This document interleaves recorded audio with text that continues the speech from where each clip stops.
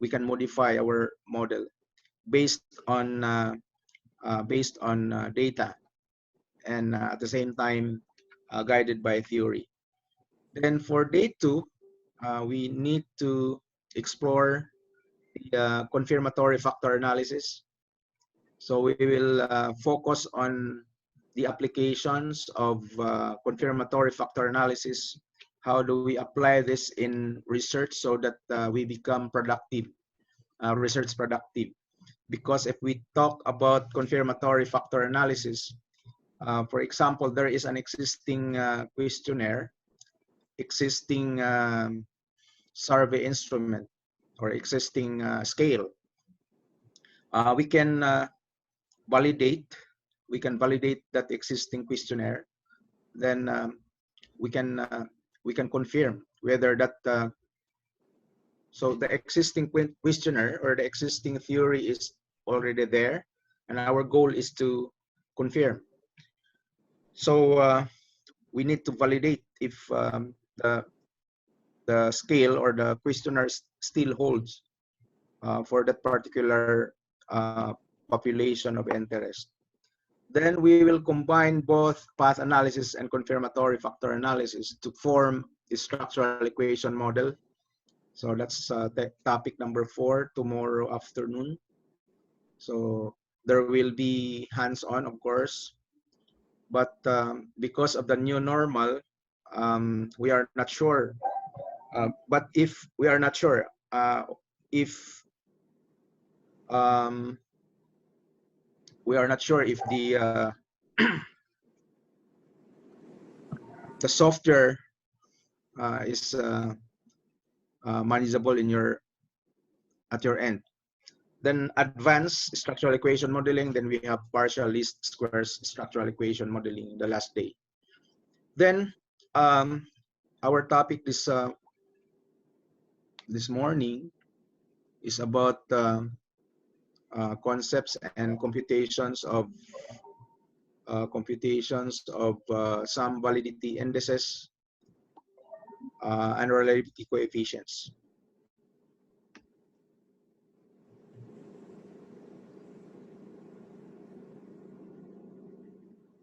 Sorry. So I need to shift to my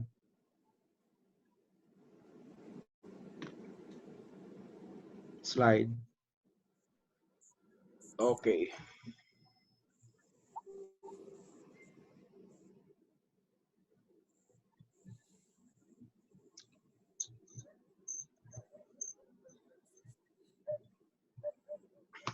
Okay, so our agenda for this morning, research instrument, then validity, so the content validity, convergent validity, and discriminant validity.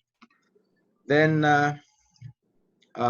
reliability, we focus on 2 reliability coefficients, including Cronbach alpha and composite reliability. So this is the usually if we talk about instrument or questionnaire, usually we divide it into 2 parts. Part 1 would be on the demographic characteristics of the respondents, such as the gender, male, female, age, course. If students are the respondents, we can include their courses. Then if the respondents are, say for example, adults or teachers, so we can include the demographic characteristics, including the educational attainment, religion, religious affiliation, and so on and so forth. So all of these items are called observed variables. It is called observed because we can measure directly the variables.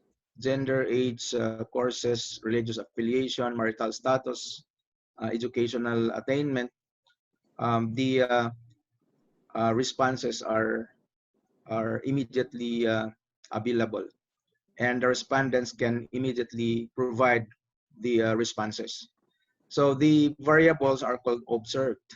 So in the context of structural equation modeling, the variables are called observed. So the other part two. So in my example, I utilized satisfaction, trust, loyalty. Then we've noticed that for every variable, say for example satisfaction, there are items. So the items, for example, my choice to use this university was a wise one. So I am always delighted with this university's service. So the satisfaction as a variable cannot be measured directly. So the technique is that we use items or statements, or we call them indicators, so that these indicators can help us in measuring the variable. So the variable satisfaction consists of 4 items. The trust consists of 4 items. The items are also called indicators. So the 4 items of satisfaction are called indicators of satisfaction. Then in the context of structural equation modeling, both satisfaction and trust are called latent variables. So the latent variables usually, the other terms of latent variables, pwede siyang constructs, factors. So in other words, these variables cannot be measured directly. So we call it latent variable in the context of structural equation modeling. Then content validity can be applied to latent variables and the corresponding indicators. So the content validity that we include in this topic basically is self-explanatory, but for formality, let us define it using my 2 sources, 2 references. So content validity refers to the degree to which the content of the indicator reflects the content domain of interest. Then according to um, Walsh and colleagues in 2005, then Pollitt, Beck, and Owen in 2007. So content validity concerns the degree to which a scale has an appropriate sample of items to represent the construct of interest. So that is whether the domain of content for the construct is adequately represented by the items. So according to this source, Pollitt and colleagues in 2007, developers of new scales, so developers of new instrument are increasingly expected to provide evidence that their scale and items on it are content valid. So for example, there is an editorial in the research in nursing and health indicated that authors submitting submit the manuscript for publication consideration, they require the authors to include content validity assessment. For example, if we if we trace or if we look at the in the Philippines, for example, content validity of newly developed instrument by thesis or dissertation writers should be checked first by subject matter experts before they can use the instrument to gather the data. So our practice in the Philippines, generally, siguro hindi naman din lahat, generally, what we are doing is based on my experience is that after or during the proposal defense, the panelists, including the advisor, asked the graduate student, to look for subject matter experts to check the content validity of his or her instrument. So in practice, the instrument, the draft of the instrument shall be examined by the subject matter experts. The draft will be provided to the expert, then the expert will scan. Then after scanning, the experts would say, yes, that's already okay. You can proceed. So our technique now is we follow the paper of Pollitt, Beck, and Owen on how to assess the content validity of a newly created instrument. Based on this article, we can compute the content validity index. So we call it content validity index. So we can compute the content validity index at the item level, and subsequently we can compute the content validity index at the variable level. So if, for example, satisfaction consists of 4 items, so expect that there will be content validity at the item level for the 4 items. Then in addition, we also have content validity index at the variable level for the satisfaction variable. So these are the steps on how to establish content validity. So based on the work of Pollitt and Beck in 2006. So ask the number of subject matter experts to rate each item in terms of its relevance with respect to the latent variable using the following options. We have 4-point options: not relevant, somewhat relevant, quite relevant, highly relevant. In other words, the experts shall be asked to indicate their ratings per item. Rating in terms of relevance with respect to the latent variable. For example, my choice to use this university was a wise one. Is this item relevant as a measure of, or as indicator of satisfaction?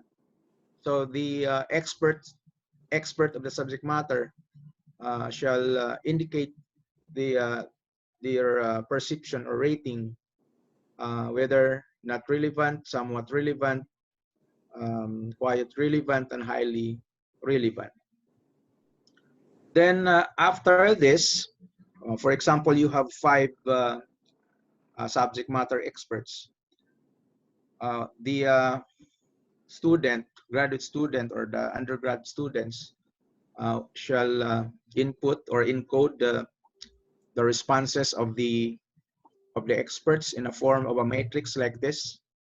So we have first column for the items, second up to 5th column if you have 5 experts. So you can instruct them to put the numbers or the responses on this matrix. Then after the completion of this matrix, we can start the computation. So it's step 3. So the computation is simple. Compute for the ICVI. ICVI stands for the item level content validity index. The numerator of the ICVI is the number of experts giving a rating of 3 or 4. So remember that we have 4 options. 1 is not relevant, 2 is somewhat relevant. Then for the ICVI, we are interested only of getting the response or the rating, which is 3 or 4. So 3 is quite relevant, then 4 is highly relevant. So we count the number of experts giving this rating, 3 or 4. then divided by the total number of experts. The result of that is ICVI. Then we need to compute the probability of chance agreement, PC. So the formula for that is n factorial. So there is n factorial. The meaning of n factorial, for example, if you have 5 respondents, the numerator n factorial, so 5 factorial. So 5 factorial meaning 5 times 4 times 3 times 2 times 1. So divided by that quantity. So a factorial times quantity n minus a factorial, where a is the number of experts corresponded 3 or 4. Then basically this is the this is called binomial random variable. If you are familiar of the probability topic in basic statistics, so this is called binomial random variable. So PC is a binomial random variable. Then after that PC, we utilize the value of PC and value of ICVI to compute for the kappa. So the kappa, formula for kappa is the numerator is item level content validity index minus the probability of chance agreement. So we call it kappa, designating agreement on relevance. So in other words, our end result is the value of k. This value of k shall be interpreted whether it is excellent, whether the item is excellent, whether the item is good, whether the item is fair. So for excellent, the value of k should be greater than 0.74. For good item, the value of kappa should be 0.62, 0.74. Then for the item to be interpreted as fair item, so it's 0.42, 0.59. So below this range, below 0.40, we can call that items as poor items. Okay, so this interpretation is based on the paper of Please in 1981 and Sparrow in 1981. So I provided in the next slide a sample computation. For example, your number of experts is 9. So meaning to say there are 9 experts who rated the questionnaire. So there is a possibility that all of them, all of the 9, shall give you a rating of 3 or 4. So we can compute the ICVI, we can compute the probability chance agreement, as well as the K. So perfect, the value of K is 1. So it means that the item is excellent. So meaning to say, if there are 9 number of experts and 9 of them or all of them rated the item as 3 or 4, then the item is to be called excellent. Just in case, out of 9, 8 said that the items are quite relevant or highly relevant, or the ratings are 3 or 4, then still it is described as, or the item is still excellent because the kappa is 0.89. So just in case the number of experts giving a rating of only 1, so 1 of the 9 experts said that that item is quite relevant or highly relevant, the kappa for this is 0.1. So it is not a good item. So it is a bad item. So at the left side, or the first column, I provided here the number of experts. So it can be 8, it can be 7, it can be 6, it can be 5.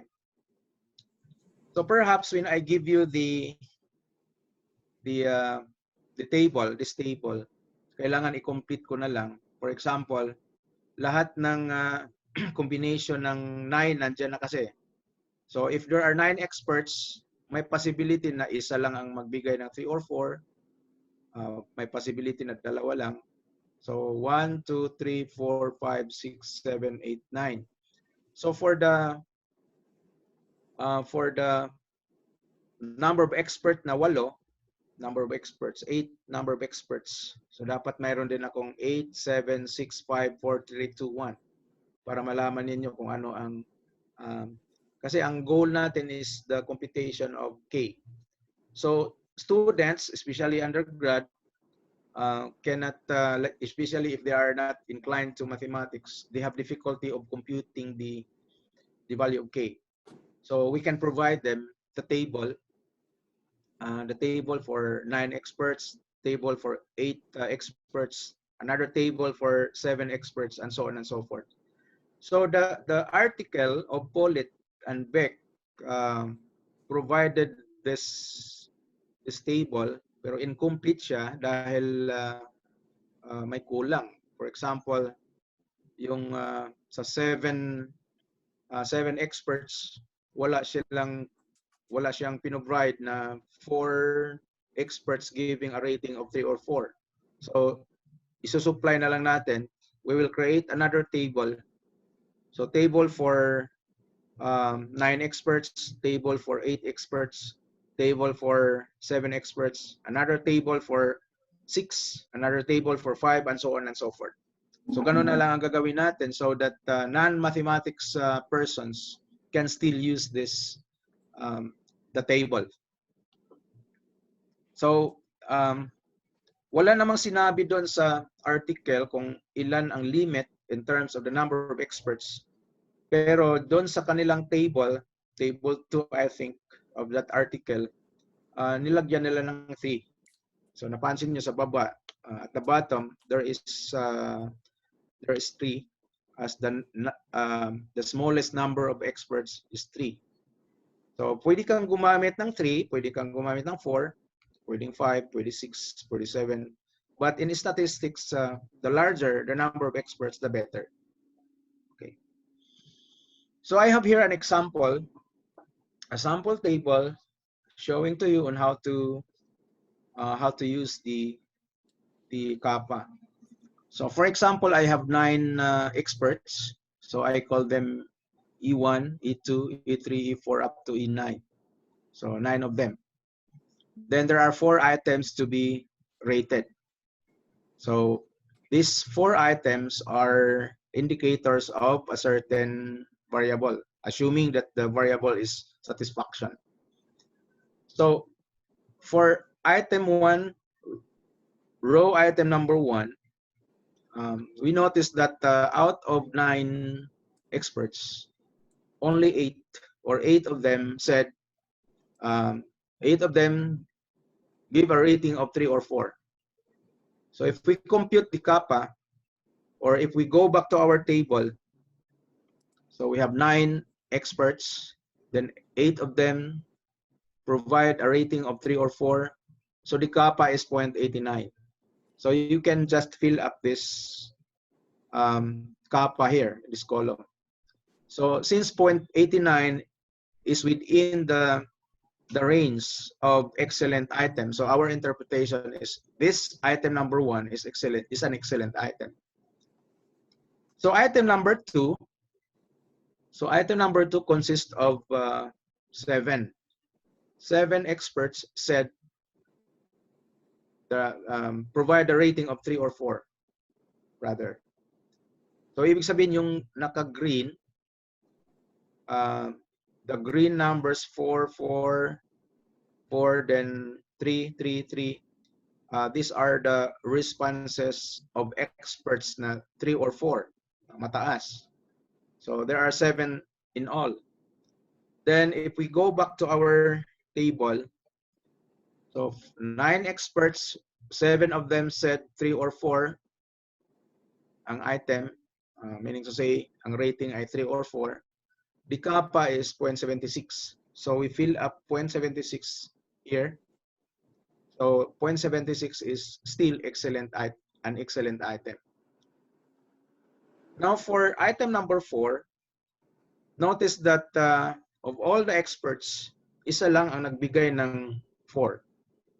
So we have here column, number of experts giving 3 or 4, so only 1. So go back to our table. So 9 experts with 1 provided a rating of 3 or 4. The kappa is 0.10. So fill up that here, 0.10 kappa, and 0.10 is considered as poor item or bad item. So these are the content validity index at the item level. So for every item, there is a corresponding kappa, which can be helpful in the interpretation. So to get the overall kappa, overall content validity index, we just get the average of the 3 items, item 1, 2, and 3. We don't include item number 4 because item number 4 is candidate for removal from the pool of items because it is a bad item. So we mean to say the 0.75 is just the average of the first 3 items, the excellent item and the good item. So 0.75 as your kappa, still an excellent item. So again, the interpretation whether excellent, good, or bad item, we will use these suggestions by Fleece and Sichiti and Sparrow in 1981. Okay, so that's content validity indices. So we can compute the content validity index at the item level and content validity index at the latent variable level. Okay, so I will proceed now to the convergent validity. So by the way, the content validity is a very nice practice. If we do that, we can include that in our publication. For example, if we developed a questionnaire, a survey questionnaire, then our goal is to publish. So we can include the content validity indices. Then we can proceed to testing the convergent validity. So my approach here in my presentation is that I start from the definition. So we have sources. So if we talk about definition, the source of this is Henseler and colleagues in 2009. So convergent validity signifies that a set of indicators. Okay. So for example, if we go back to our example about satisfaction, there are 4 indicators. So the 4 indicators represent one and the same underlying latent variable.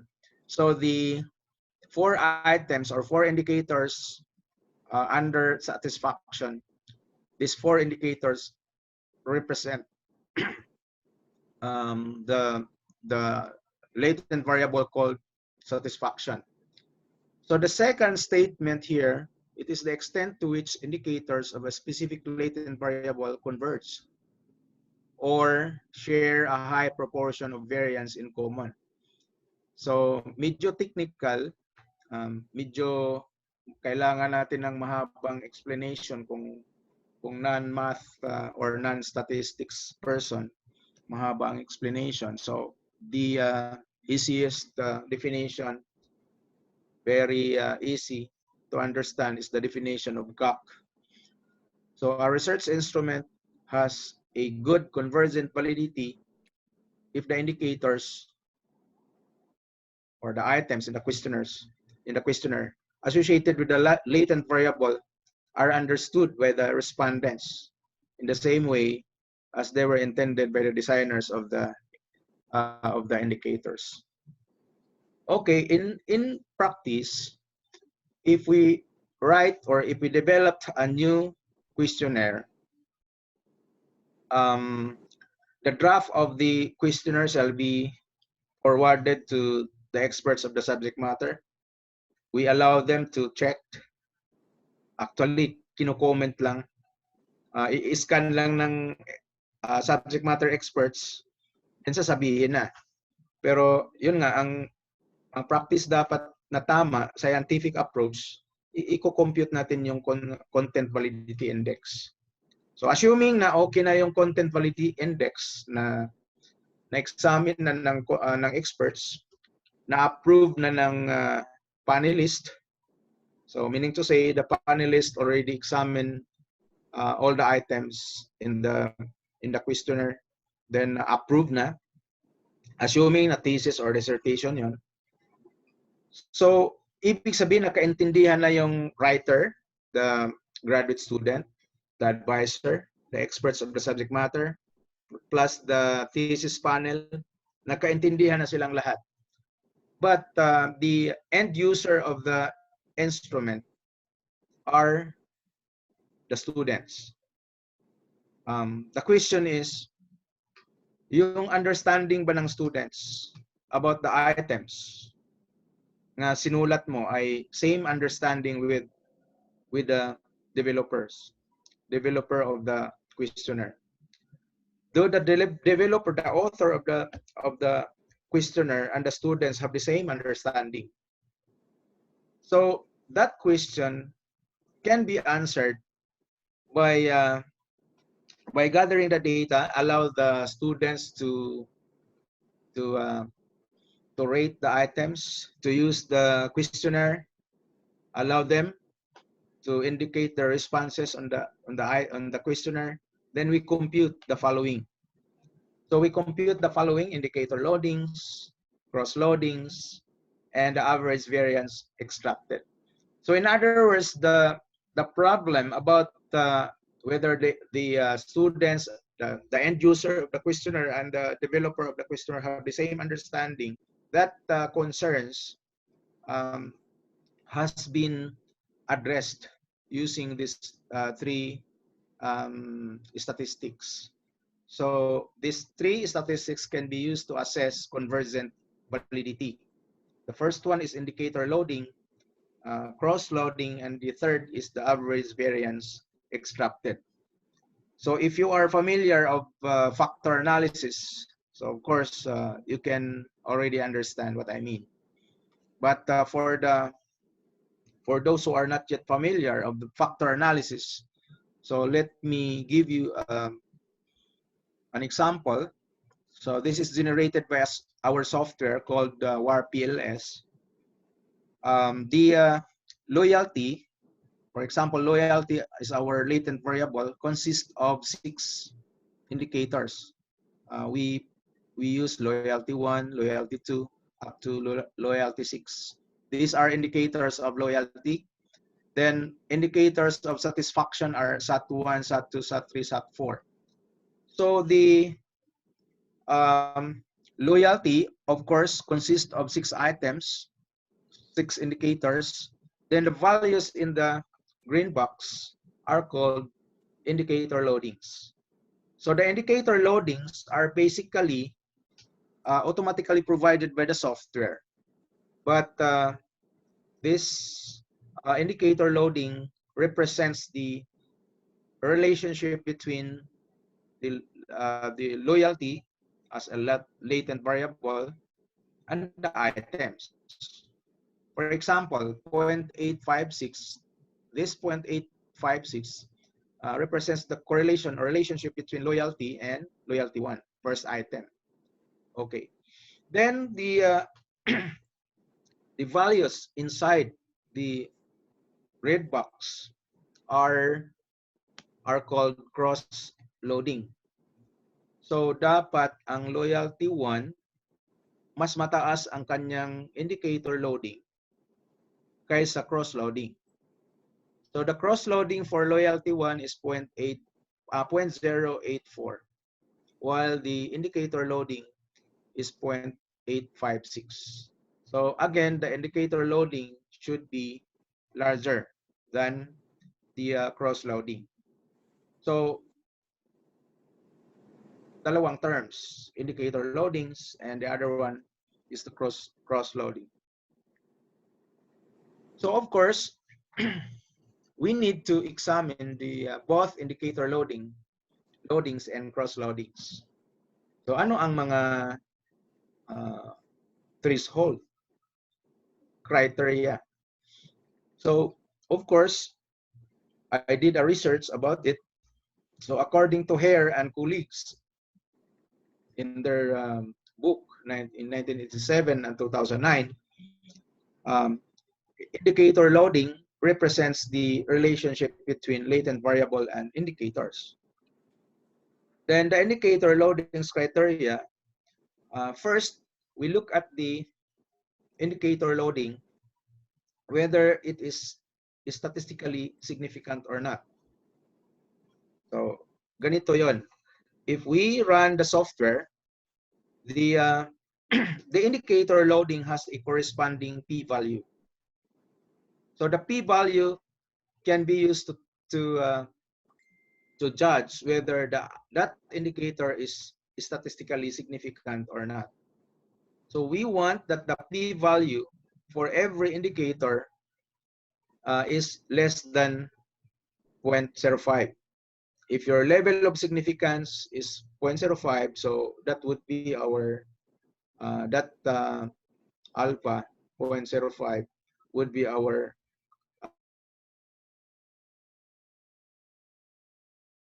and that all indicators should be statistically significant.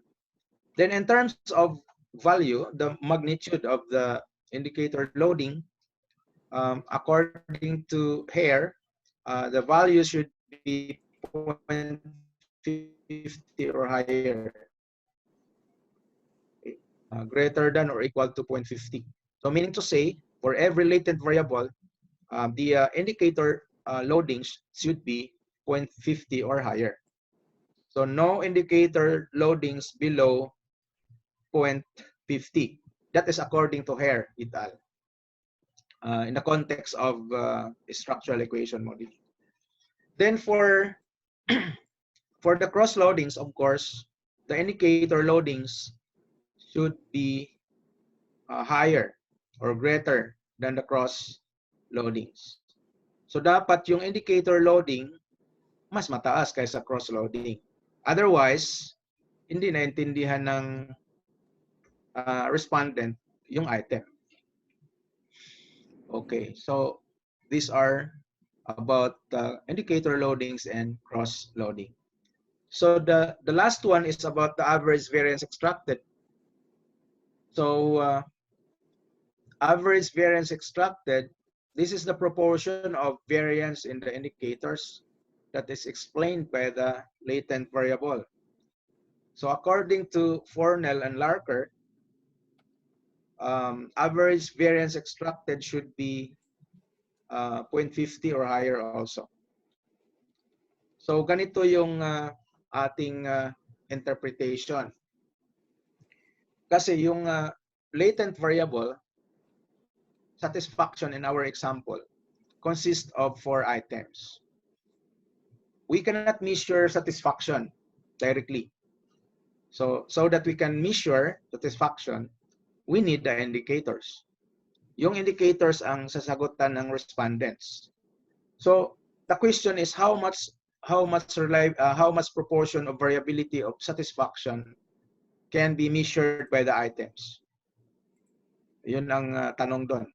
How much is the variability of satisfaction can be measured by your 4 items? So the answer of that is called average variance extracted. So that is why your interpretation, if for example your average variance extracted is 0.50, the 0.50 indicates that the latent variable is able to explain about 50% of the variance on its indicators. So 0.50 is our minimum. Okay. Based on experience, so for example, magtanong kayo, paano kung mababa ang convergent validity? What shall we do? So, ang technique lang dyan para ma-improve yung convergent, yung average variance extracted, tanggalin mo yung indicator loadings na tanggalin mo yung remove the items or remove the indicators with factor loadings that are below 0.50. So kung magtanggal ka ng indicators with loadings below 0.40, mag-improve na ang value ng average variance extracted.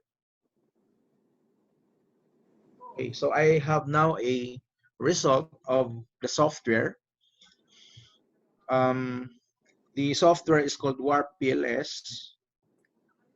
So the first output, the entire table basically is one of the outputs of the software. So yung nasa read box, P values, we want that the values of P should be less than 0.05. If 0.05 is our level of significance, so consistent tayo na dapat ang P value natin is less than 0.05. Okay?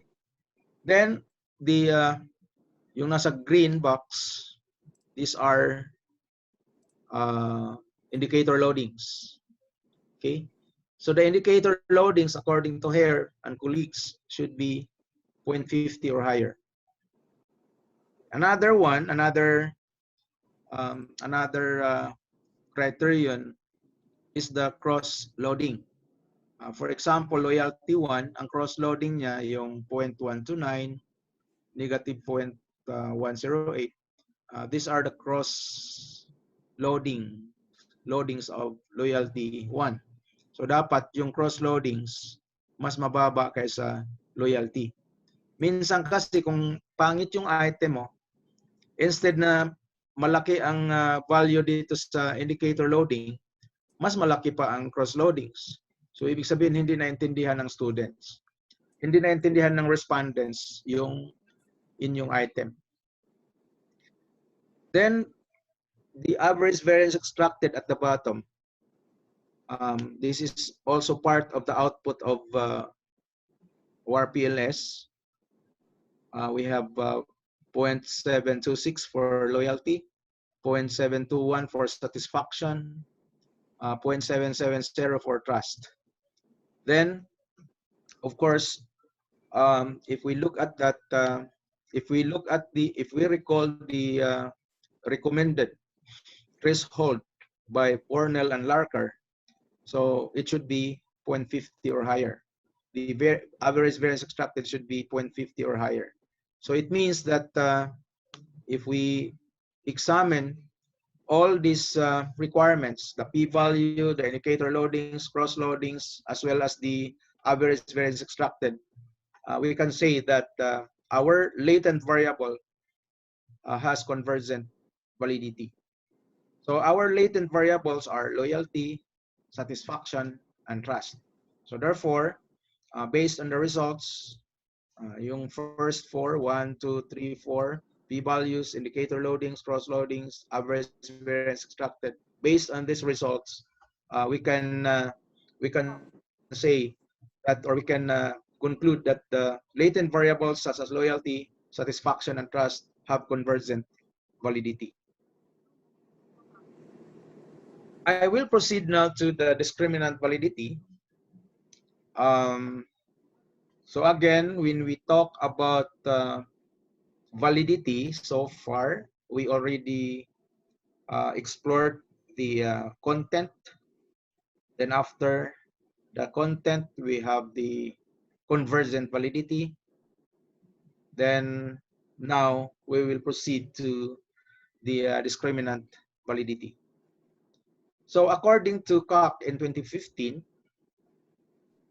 discriminant validity is a measure or your instrument has a good discriminant validity if the items with its latent variable are not confused by the respondents.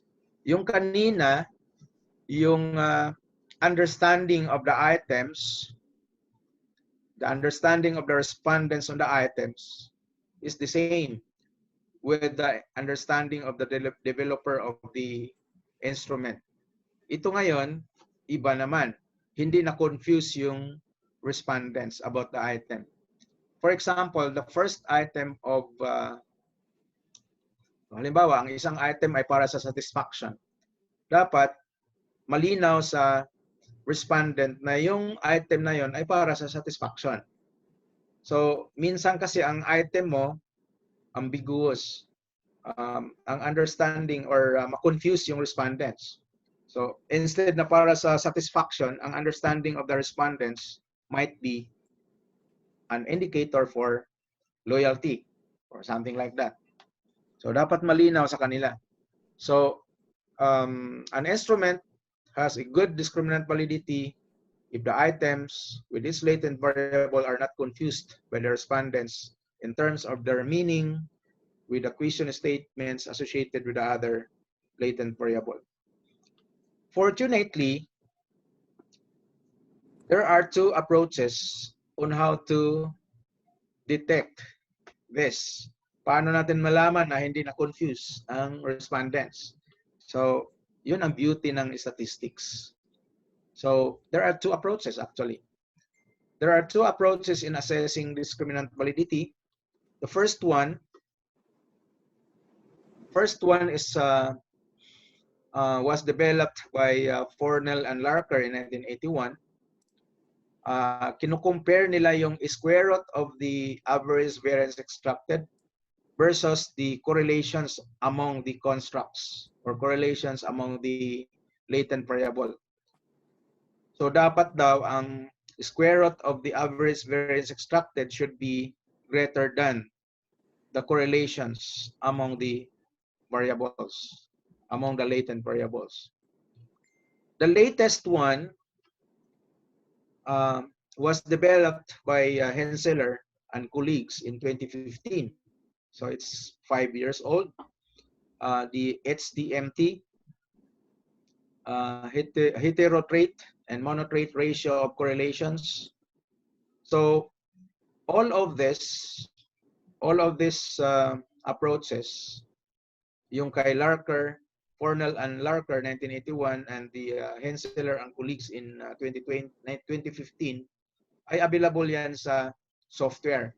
Actually, yung software na Amos mayroon na rin pero nasa plug-in. May plug-in kasi ang Amos.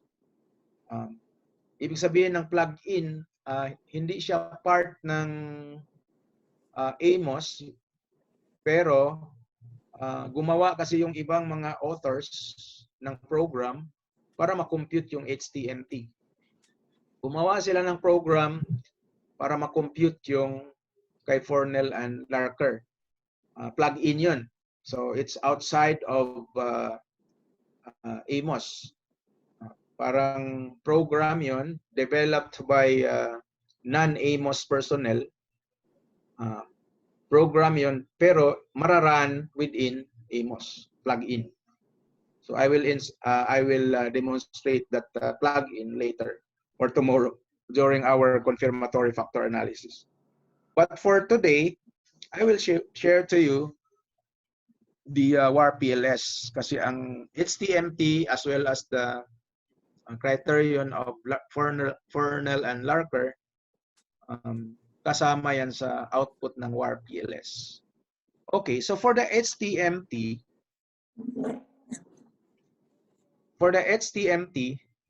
if the HTMT is less than 0.85, the discriminant validity is described as best. So best discriminant validity if the HTMT is less than 0.85. So it is described as good discriminant validity if the HTMT is less than 0.90. Okay, so the WAR PLS software can provide all these values. So the role of the researchers is simple. Just run the PLS, then get all these values so that you will know you can assess the discriminant validity of your questionnaire.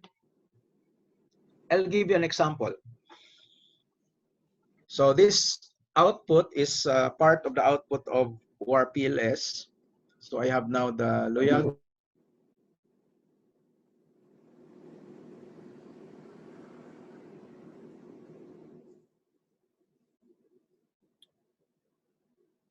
Nawala si sir.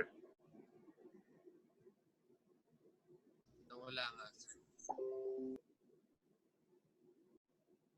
Nawala ng signal si sir. Antayin natin.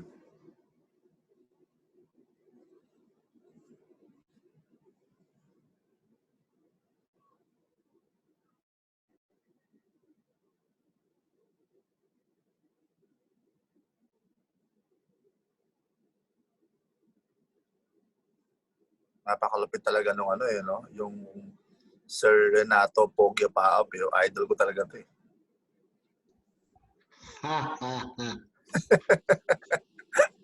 Punta na lang daw tayo sir sa YouTube ni Sir McMac, nandoon daw ang continuation. Oo, i-like natin yung YouTube ni McMac.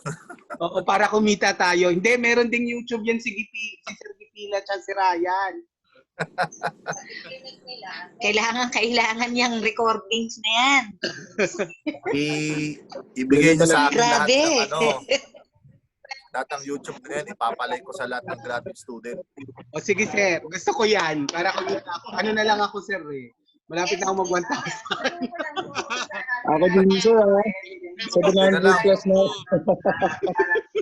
4,000 na lang. Sige, lalike natin. Bigay mo yung link. Sige ma'am. Kasi, document ay pagpapakita ay bibigay na natin lahat sa ano. Unstable internet ko. Diba? May uma-attend din ng isang seminar. Dalawa-dalawa. Hala, ako, may meeting kami sa CCIS ngayon, bigla. Ay, joke lang. Sorry. Grabe. Nandiyan na ulit si sir. Okay. Nandiyan na ulit si Sir Johnny. I forgot to charge my laptop. So low-bat diretso Lang, nag-off. sir. Opo. Sorry. It's okay, sir. Pwede na ako mag-share ulit. Yes, sir.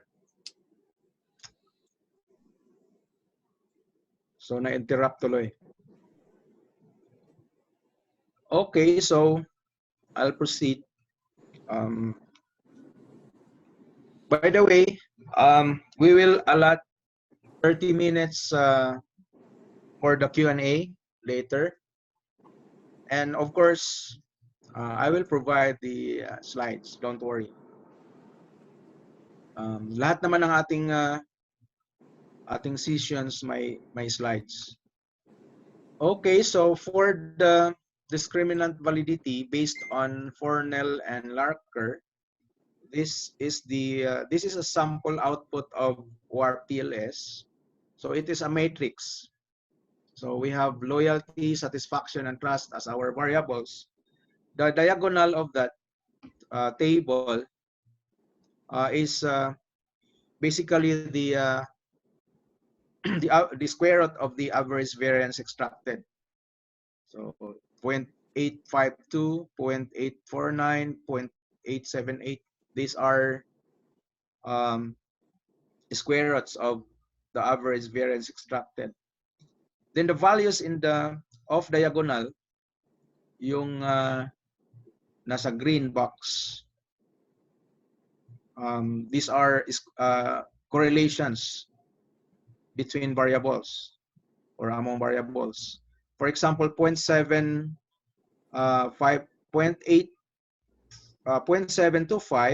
this value, this represents the correlation between satisfaction and loyalty. 0.729, this is the correlation between trust and loyalty. 0.702, this is the correlation between trust and satisfaction. So again, yung nasa red box, these are square roots of the average variance extracted, and those in the green box or green triangle are the correlations. So make sure that the values in the red box, the square root of the average variance extracted, should be larger than the correlations. Kasi dapat larger yan sila so that your instrument or your variables have discriminant validity. So malinaw yan. Yung mga sinabi ko pala, may notes ako dyan for your notes. So for discriminant validity, the square roots of the average variance extracted should be larger than the correlations. So in other words, our loyalty, satisfaction, and trust have discriminant validity based on the criterion of Fornell and Larker. Okay? So that's the old criterion. For the latest one, the HTMT, still this table can be automatically provided by our software. We have the values 0.808, 0.800, 0.795. These are the values of HTMT. So we just use the criterion provided by Henseler and colleagues that less than 0.85 is considered as best discriminant validity. Less than 0.90 can be considered as good discriminant validity. So in this example, sample output for loyalty, satisfaction, and trust, the discriminant validity is considered as best because all values of HTMT are less than 0.85. That's discriminant validity. Okay, so recall content validity, convergent validity, and now we have the discriminant validity. I will proceed to the reliability. Reliability is our last topic, reliability. So we all know that when we talk about reliability, it is something about consistency, diba? The degree to which an instrument measures the same way its time, it is used under the same condition with the same subjects. So I have here a one-page illustration about different possibilities about reliability. So I'm using the chart game, DART rather. So we're in the red circle at the middle or at the center of the concentric circles serve as our target. Okay. Kung matatamaan mo yung red, ibig sabihin valid. So outside of the target, ibig sabihin hindi siya valid. So the attempts of the player are the blue, yung mga tama na blue. Diba? Maraming attempts. Same player, tumitira siya ng maraming beses. So shows hits that are randomly spread across the target and seldom hit the center of the target. So it is called valid, neither valid nor reliable. So hindi siya valid at the same time not reliable. Meaning to say the attempts, the measures are inconsistent. Hindi siya reliable. At the same time, hindi valid. There is also a situation wherein the hits are consistently hitting the target, but missing the center of the target. So this is an illustration that the instrument is reliable but not valid. Okay, for example lang, sa timbangan, halimbawa scale, simple scale. We want to measure our weight. Assuming that a person is 120 pounds. Pero every time na tumutungtong siya doon sa timbangan, ang kanyang timbang ay 100 instead of 120, 100. Several times, nag-attempt siyang tumungtong doon sa timbangan, palaging 100 pounds. So, nagbibigay ng consistent na value, 100 pounds, pero hindi naman tama yung binigay na timbang. So, kasi ang tamang timbang is 120. So, that's an example of reliable instrument but not valid. There is also a possibility that your instrument not very reliable but fairly valid. So the targets or the hits are closer to the target. But as researcher, we want that our instrument is valid and reliable. So we want a consistent hits at the center of the target to make our instrument valid and reliable. That's our concern. We want that our instrument is valid and reliable. We want that our instrument can measure what we intend to measure. We want that our measures are consistent at the same time. Okay, so we call it reliability. So there are two coefficients that I want to share to you. The first one is the old measure. It is a measure of internal consistency. That is how closely related a set of items are as a group. Then it is considered to be a measure of scale reliability. Then according to an author or an article, this Cronbach alpha is the lower bound. So meaning to say, marami na kasing measures of reliability. Isa lang dyan yung Cronbach alpha. Yung Cronbach alpha ang pinakamaliit sa lahat. So we can call it Cronbach alpha is the lower bound. Therefore, it is underestimating the true reliability. And that's according to Peterson and Kim in 2013. And because of that limitation, we replace that with composite reliability. This composite reliability is an alternative to Cronbach's alpha. It is usually calculated in conjunction with structural equation modeling. So if you use structural equation modeling, expect that the composite reliability is the right measure of reliability. Kahit na kung CFA, confirmatory factor analysis and structural equation modeling, ang gagamitin natin ay composite reliability. And almost all software about structural equation modeling provide this composite reliability. For example, sa Amos, mayroong composite reliability.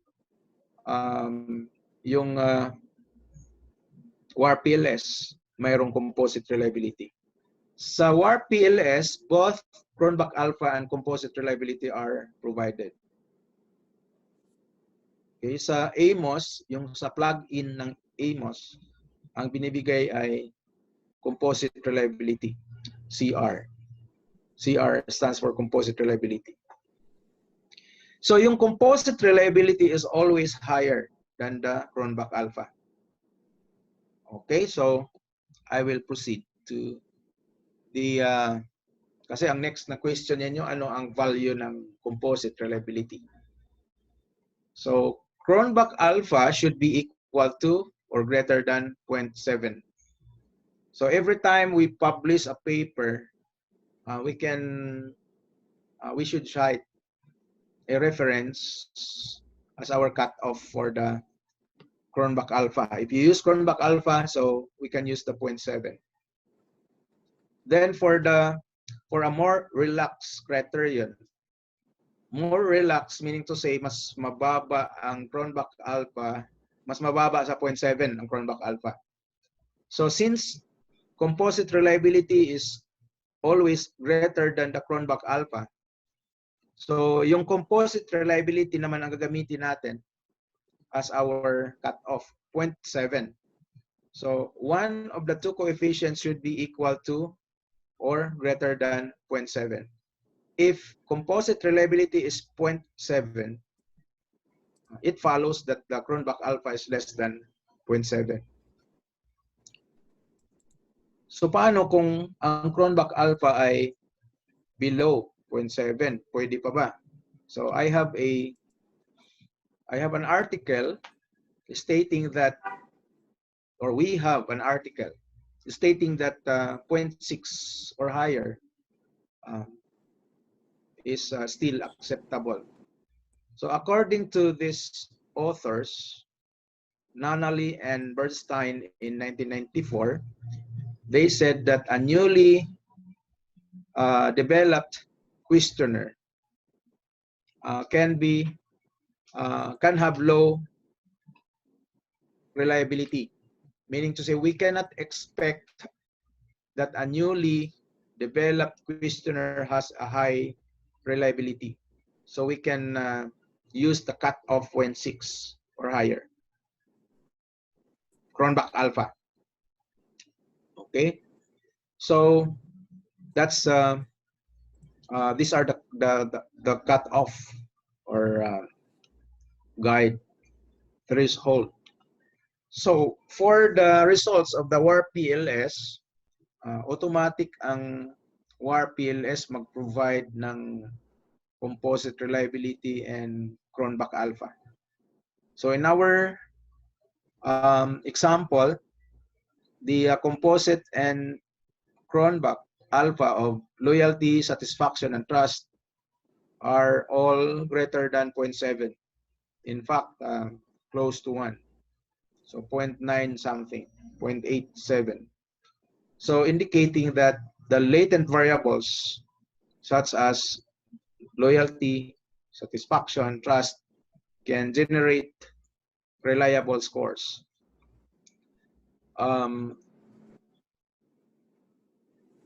Our next step for today is about the hands-on. So I will show to you the WAR PLS, how to use the WAR PLS. But before we use the WAR PLS, I will show first to you the data that shall be used for this example. So I will show to you. For example, I will let us use I'll show first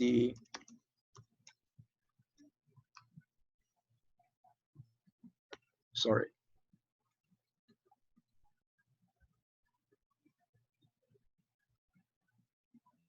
Okay, so I have data about loyalty, this one.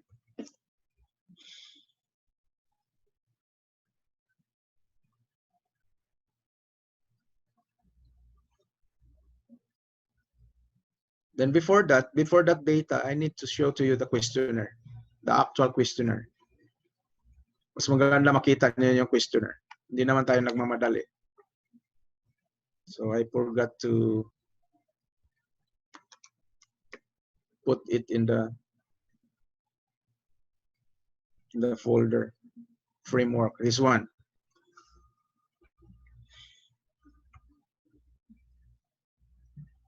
So I have here the variables. The variables are satisfaction, trust, loyalty, affective commitment, relationship, appeal. And below of this are the items, including satisfaction. So satisfaction consists of 4 items. Then the author of this questionnaire suggested that we use 5-point response option. So bahala na kayong mag decide kung it's up to you if you use the if you put a middle response for undecided or neutral. It's up to you. There has been a debate about it. Some people don't like to put a neutral at the middle. Then some people said it's okay if there is neutral. But for me, based on my experience, especially if the respondents are students, I am now the director of the Center for Learning and Performance Assessment. Based on my experience for several years, students' response are not reliable when it comes to including the kung samahan mo ng middle value, neutral, they are always playing safe. So hindi na binabasa yung items para safe sila, undecided or neutral. So yun, parang ko lang, experience ko lang. So starting last 3 years ago, we removed the neutral. Okay, so we have satisfaction 4 items. We have the calculative commitment. We have 3 items for that. Then we have trust, 4 items. Affective commitment, 3 items. Relationship appeal has only 1 item. Then finally, we have loyalty. There are 6 items in all. So actually, dissertation ito ng isang dissertation from one of the universities in the northern part of Luzon. Then it so happened that I was the statistician of this of her dissertation. So I have the copy of the questionnaire as well as her data. So her respondents are 500. So there are 500 respondents. So these are the items for her satisfaction. So SAT1, SAT2, SAT3, SAT4. And these are the items under trust. Yeah, trust. There are 4 items. So 4 items for trust. Then we have the loyalty consists of 6 items. So para mabilis ninyong ma-analyze ang data, madaling matandaan. For example, if the variable is loyalty, lagyan na lang ninyo ng loyalty 1, loyalty 2, up to loyalty 6 because there are 6 items in this example. For trust, we have 4 items. So I put here trust 1, 2, 3, and 4. Then for affective commitment, since there are 4 or there are 3 items, so you can utilize affective commitment 1, 2, and 3. So madaling matandaan later kung mag-data analysis ka na. So yung iba kasi magulo. So ang nilalagay nila item 1, item 2, item 3 up to item 100. So mahirapan kang mag-identify kung nasaan dyan ang items for trust, nasaan dyan ang item for satisfaction, and so on and so forth. Yung iba naman, ang nilalagay talaga dito sa column, yung items mismo. Okay, so then ipapasa yan sa statistician, mahirapan ang statistician mag-determine kung which items are for a certain latent variable. So I suggest to improve our practice, kung ano man yung pangalan ng variable, yan yung ilagay mo as column heading. Then aside from that, the column heading should be unique. So hindi pwede na puro SAT lang. So unique yan kasi yung ating software sensitive. After that, I need to open our PLS. So ang ating PLS is version 7. This is the latest version of PLS. So notice that there are 5 steps. Step 1, 2, 3, 4, and 5. Dadaan talaga tayo sa steps na yan. So if you ask me what are these steps, so nasa left side lang. So for example, step 1, open or create a project file to save your work. Step 2, read the raw data used in the SEM analysis. Step 3, reprocess the data for the SEM analysis. Then step number 4, define the variables and links in the SEM analysis, SEM model. So number 4 is basically a drawing. Literal na drawing natin. For example, we want to correlate, we want that satisfaction affects loyalty. So mag-drawing tayo ng arrow from satisfaction to loyalty. Then perform the SEM analysis and view the results. Notice na SEM ang nakalagay dito. Paano kung validation lang? Ganito kasi yung software. Ang software is anchored on the concept that when we conduct structural equation modeling, there are 2 components. The first component is about the measurement component. Measurement meaning to say it involves the validity and reliability. Then once valid and reliable na, at saka mo pa i-examine yung mga effects of one variable on the other. Ganun yun. Kaya yung PLS, naka-anchor yan sa dalawang components of the structural equation modeling. So in other words, we can still use PLS to validate our instrument kasi may output siya about measurement component. And we will do that here. For our step 1, we just click this.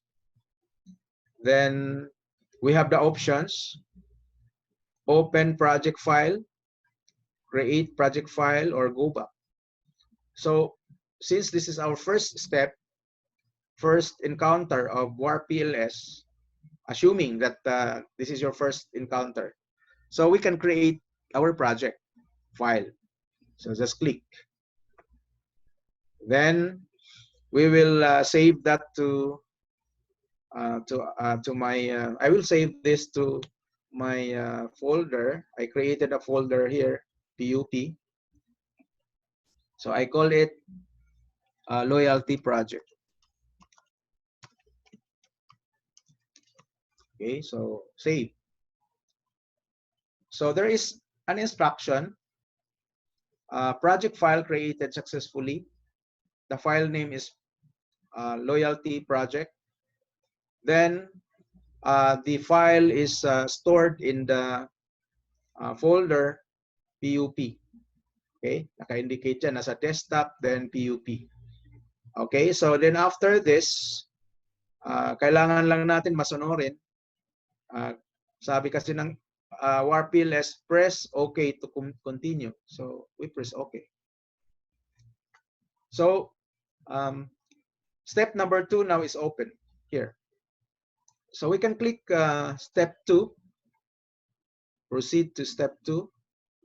So step 2 is about reading the file. Nakalagay naman, you are now in step 2. Read the raw data used in the SEM analysis. So it pertains to the Excel file that I showed to you earlier. So mayroon kang tatlong options. Pwede mong basahin ang Excel file, then you click this, read from file. Or you can go to the Excel file, i-copy mo yon, then i-paste mo. Then you can click this button. Or you can go back to step 1. So our goal now is to read the data from the file. So read from file. So I think I put the file in this folder, and the file is Excel.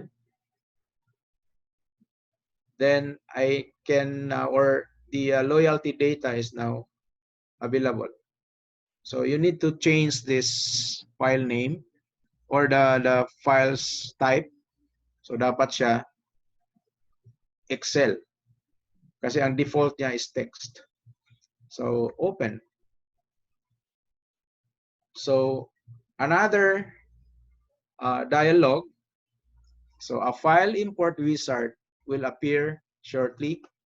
Do not select any options other than next and finish in the wizard. So in other words, in the following options or in the following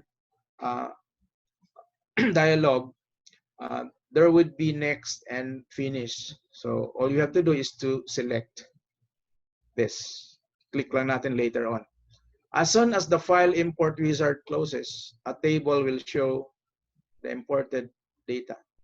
If there are serious problems with the data, like for example, the lack of column headings, correct the source file and try again. Then press OK to continue. So as I've said, dapat masunurin tayo sa software. Otherwise, maliligaw tayo. So sabi ng software, press OK to continue. So click OK. Then we will wait for several seconds. So depending on the speed of your laptop. In my case, siguro abutan siya ng medyo matagal-tagal konti. But I tried it several times. Hindi naman umaabot ng matagal masyado. Hindi naman umabot ng 1 minute. So nandyan na, creating preview. Then lilitaw yung next after several seconds. So creating preview. Yan. So ito yung itsura actually ng ating file kanina. So sabi doon sa instruction niya kanina, just click next. So just click next. Then click mo yung next. Then after that, click also finish. So that was the instruction earlier. Then after that, we need to wait for several seconds. Nandiyan na. So this table shows the raw data which is yet to be pre-processed for the analysis. Do not worry about missing values. Just in case mayroon kayong missing values, meaning to say mayroon kayong items na hindi sinagutan ng respondents, automatic yan, lagyan ng AMOS ng NaN, meaning to say no answer. Okay? Or minsan, mayroon kang columns na zero variance. Ibig sabihin, for example, may column kayo na gender. Then it so happen na yung sumagot lang sa questionnaire ninyo ay puro babae. So, ibig sabihin, walang variation. No variance. So, ang gagawin ng software, i-delete niya yung column na yon. Kasi hindi na yun magagamit for structural equation modeling. This and other programs will be solved in a future step when the data will be pre-processed. So, press OK to continue. So, again, the secret is we just be obedient all the time, obedient to the software. So click OK. So now there is a question, does the data look correct? So earlier, we visited the Excel file. So ito naman talaga yung itsura ng ating Excel file. So click natin yes. Then, raw data file read successfully. The file name is provided. The source of the file were saved were indicated. Then press OK to continue. Okay? So tapos na tayo sa step 2. So we want now to proceed to step 3. So if you want to know what is step 3, just look at your the note at the left. Pre-process the data for the SEM analysis. Pre-process pa lang ha. So meaning to say, mag-clean muna siya. So proceed to step 3, pre-process data. Pag sinabing pre-process, that includes cleaning of the data. Handling the missing values. Okay, tapos na siya. So, tingnan nyo, checking for and correcting missing values. So, pero mo, i-check niya yung mga missing values. So, missing data imputation algorithm used. So, the default of the software is arithmetic mean imputation. For example, when you say arithmetic, for example, item 1, SAT1 for example, out of 500 respondents, mayroong isang hindi sumagot. So, ibig sabihin, pag arithmetic mean ang gagamitin, the software will automatically compute the mean of the 499. Then, whatever is the mean for that 499, gagamitin niya yan to impute for the missing value. Yung isang hindi sumagot, kung ang mean sa 499 ay say for example 3.1, yung 3.1 ilalagay yun ng software doon sa respondent na hindi sumagot. That is only one possible algorithm. But in statistics, there are plenty of algorithms that can be used for imputing missing values. Okay? So in this file, yung file daw natin, no missing values found. The next one is the checking for and correcting zero variance problems. Dapat yung isang column mo, dapat mayroong variation ang mga values. For example ko kanina, gender. Kung puro naman male ang respondents mo, the column gender shall be removed by the software. But in our example, walang columns na zero variance. The next one is checking for and correcting identical column names. So again, I mentioned earlier that the column names should be unique.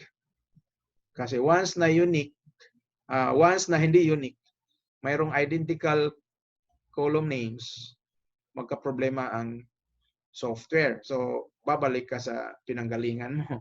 So no identical column names found in our example. Checking for rank problems. I consulted the manual of the user's manual of the software.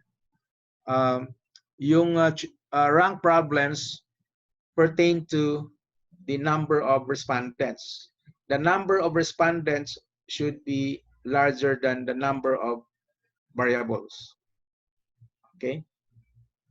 So for example, yung ating data, there are, say for example, 50 items. Dapat ang respondents mo more than 50. More than 50.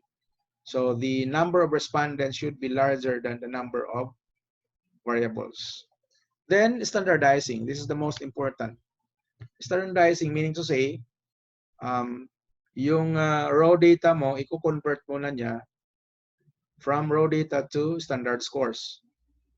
So pag sinabing standard scores, your the mean is 0 and the standard deviation is 1. So standardizing data. So there is button here, OK. So data pre-processing completed. Press OK button to close window. So just click OK. Okay, so next step is another instruction by the software. This table shows the pre-processed data, which is standardized. So if you don't understand what is the meaning of standardized, so you can read further the instruction or the notes. So standardized data are obtained by subtracting each column by its mean and dividing it by the column's standard deviation. Typically, standardized data range from -4 to +4, and missing values in the raw data are shown as zeros. So press OK to continue. Just click OK. Okay, so there is a question. Does the data look correct? Of course, yes. Okay, so step 4 na tayo. Pagdating sa step 4, so it is basically a literal drawing of our framework of our diagram. Proceed to step 4, define a SEM model. Okay, so this is now the drawing canvas. So latent variable options, we can click create latent variable. Okay, click here on the white canvas. Then type here for example, we type satisfaction. So take note that the maximum number of characters is 8. So SAT na lang gagamitin natin. Then for the SAT, we have to add. Tomorrow we will discuss the types of measurement model, reflective and formative. Kasi mamimili tayo dyan kung alin, reflective ba o formative. We will discuss that tomorrow during the discussion of confirmatory factor analysis. Then we have we click save. Okay, so this is now our latent variable. So the latent variable name is satisfaction. It consists of 4 items. Then reflective. Okay, reflective variable. Satisfaction is an example of a reflective variable with 4 items. So next, we want to create trust.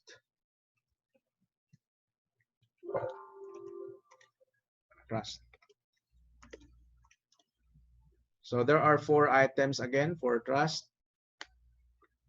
So we have the trust 1, 2, 3, 4. Then save. So we have now a newly created latent variable with 4 items. Next is the loyalty. So loyalty has 6 items.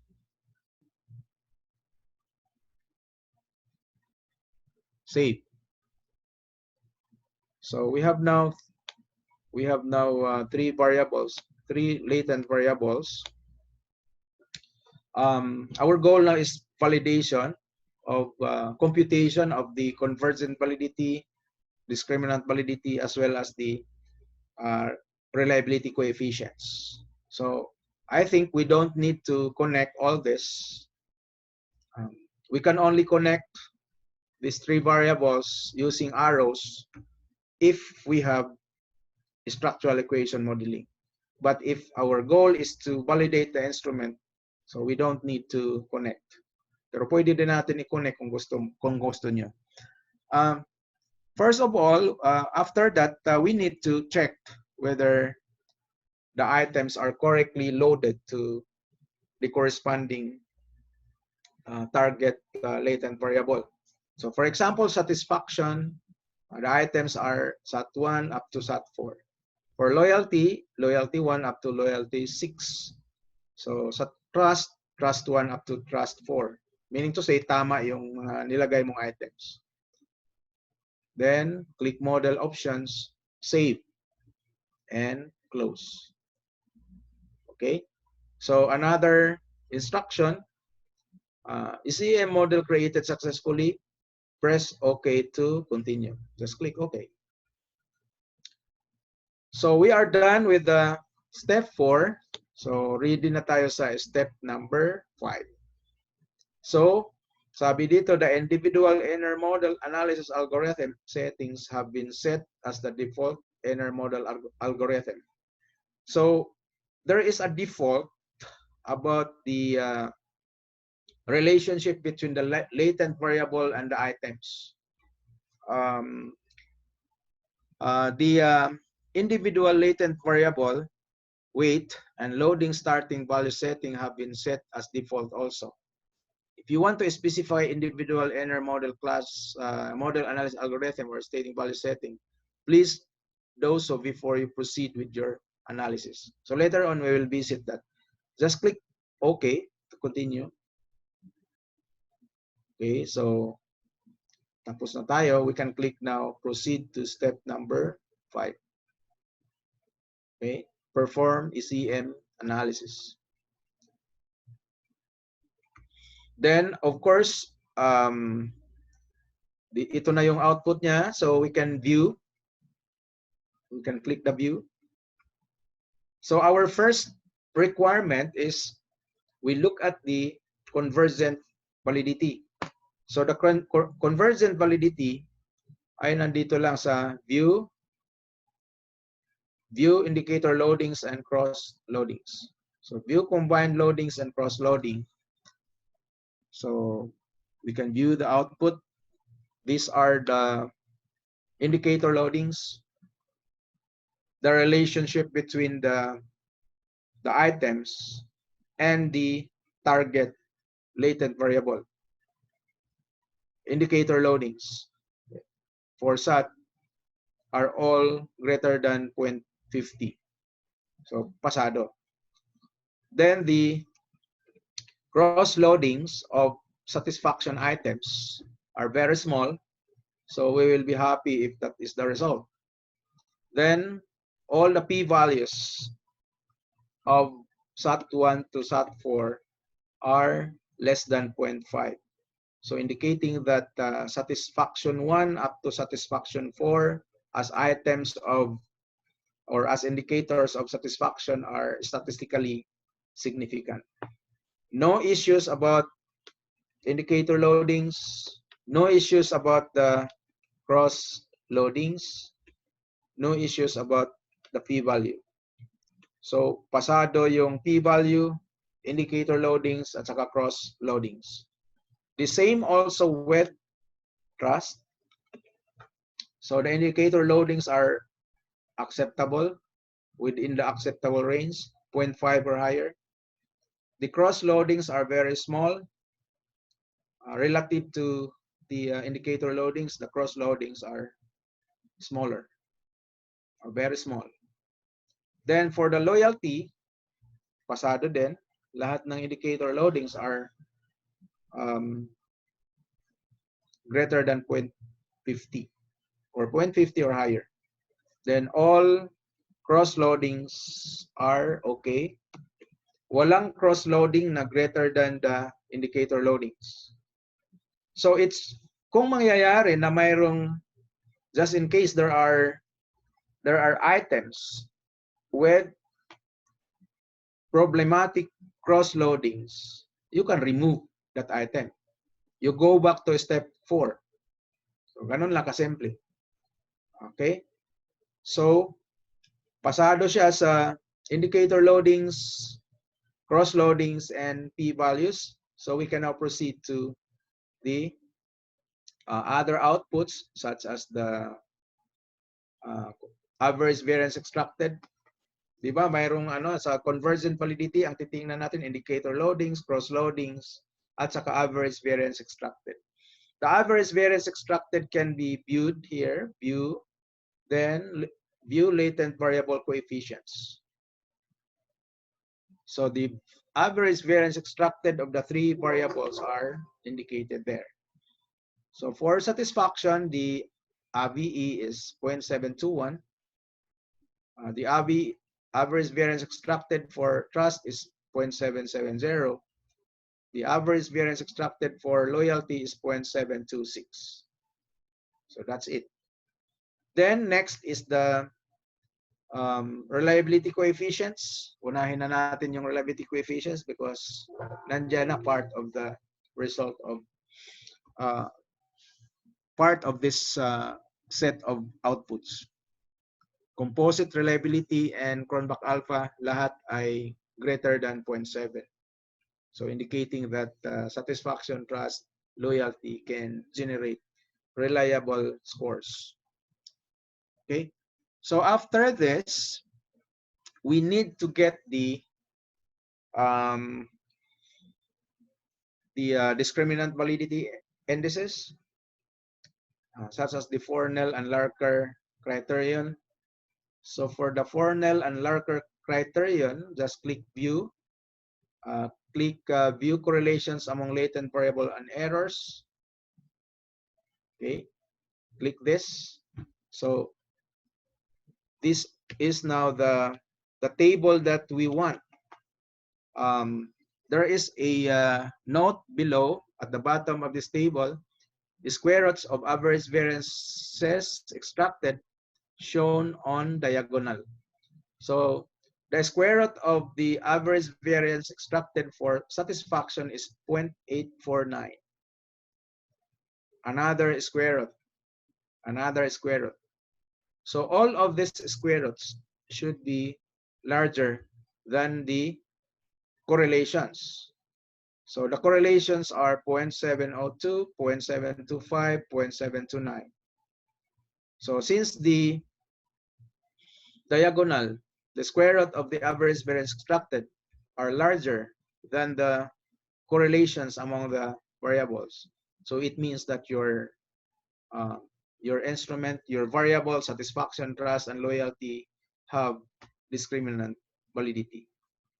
So having a discriminant validity, it means that the students or the target respondents did not confused about the meaning of the items. Okay, so this is for the Fornell and Larker criterion. So our next step is to view the output for the HTMT. Okay, the HTMT cannot be found in this set of outputs. Okay, the HTMT, since it is new, we need to close this window. Then after that, we go to explore. So there is explore here, explore, then explore additional coefficients and indices. Okay, so after this, we need to click this drop down menu, then choose the discriminant validity coefficients. So discriminant validity coefficients, then below we can find the values of HTMT. So these are the values of this matrix. Basically is for the HTMT ratios. So may nag-guide naman dito sa output ng WAR-PLS. If HTMT is less than 0.90, it is good. Best if less than 0.85. So since the values in the matrix are less than 0.85, it means that the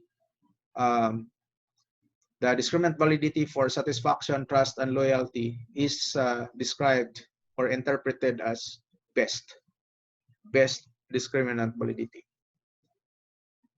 So these are the output of WAR-PLS. So I think I am done with my presentation for this morning. Kaya hindi na ako naglagay ng break. We need to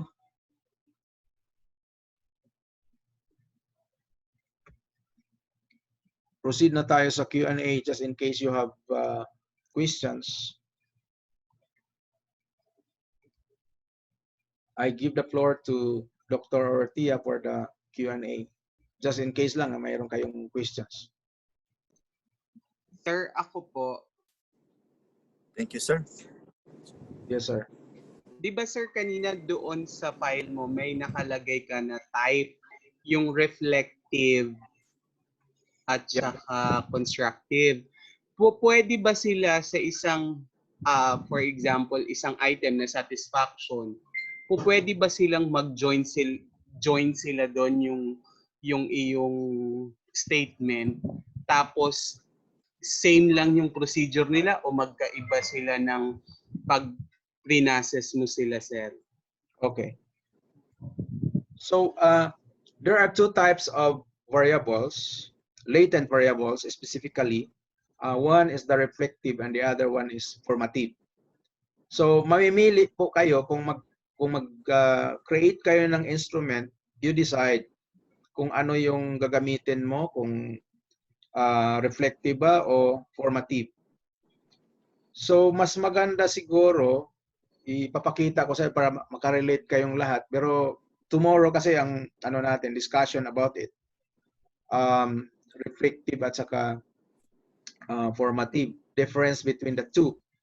So napansin nyo ang software, for every latent variable you should decide whether your variable is reflective or formative.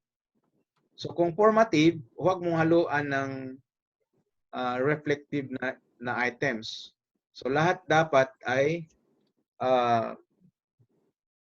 formative. So for initial information, I need to show to you. Wait lang, ipakita ko para makarelate tayong lahat. Kasi ang question, sa palagay ko si Sir ay mayroon ng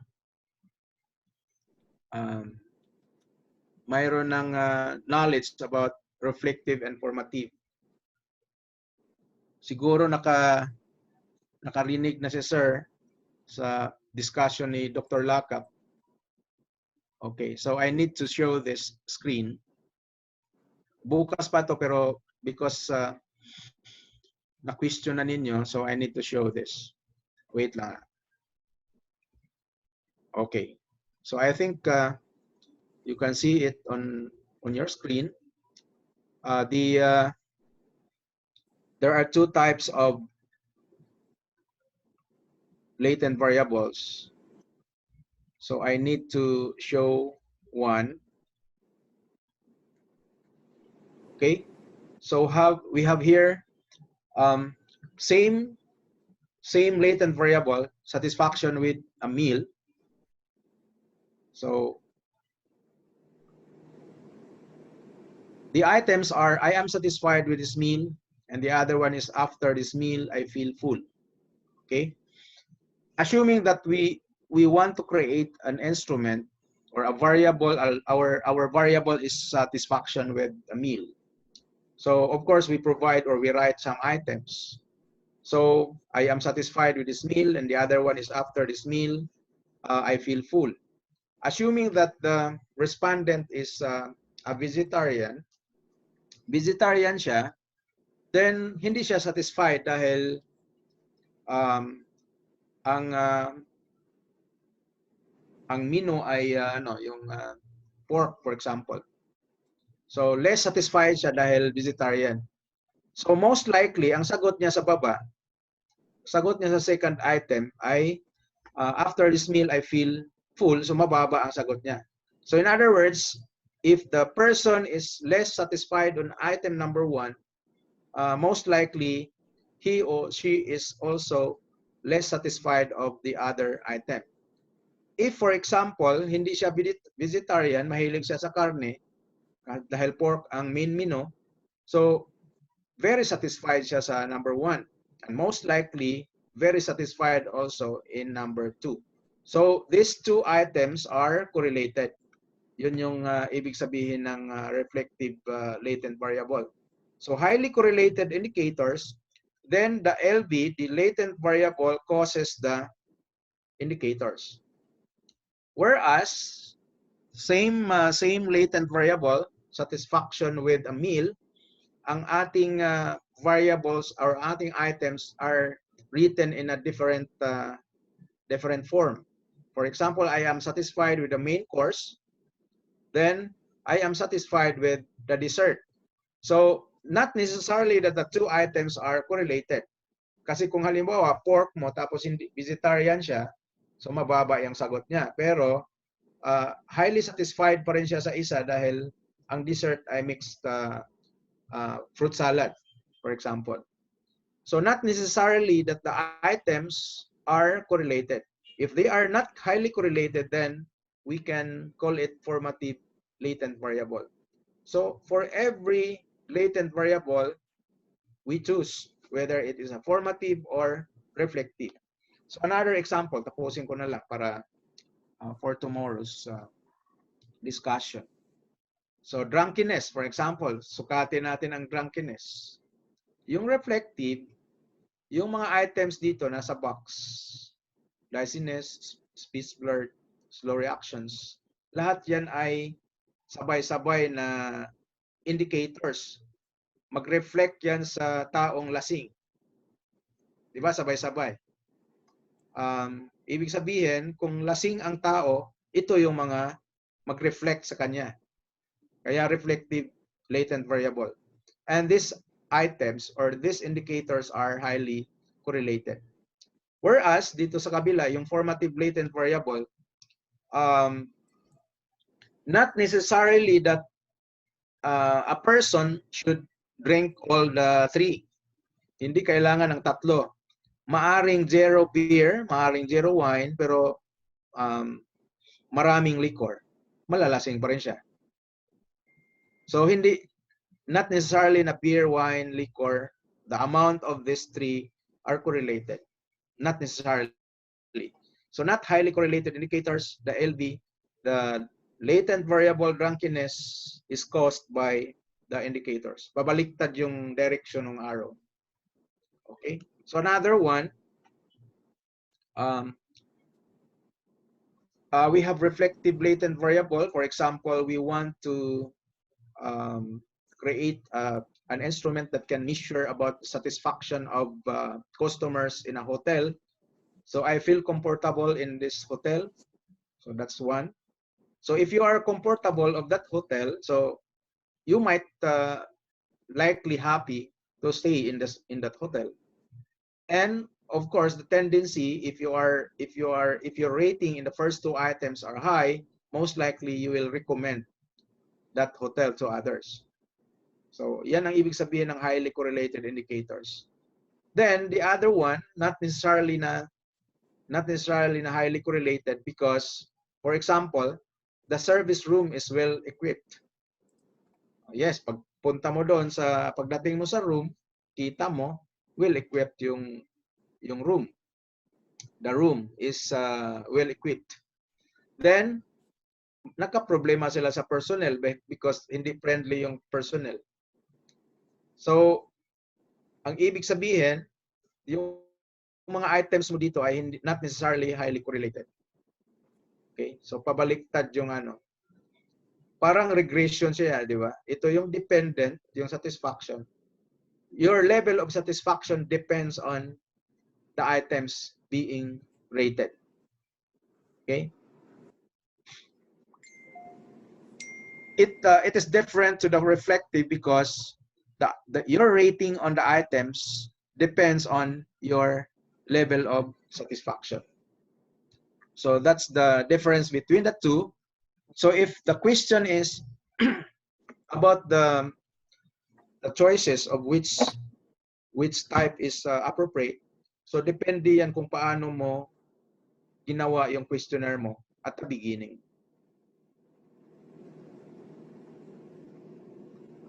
Sir? Thank you, sir.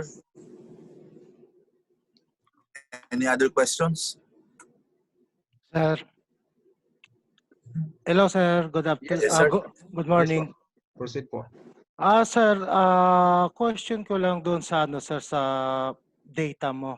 Usual practice kasi kapag mag-examine tayo or mag-scrutinize tayo ng validity and reliability, nagpa-pilot data testing tayo, sir. Pero Yes, doon sir. sa data mo, data ano na yun, sir?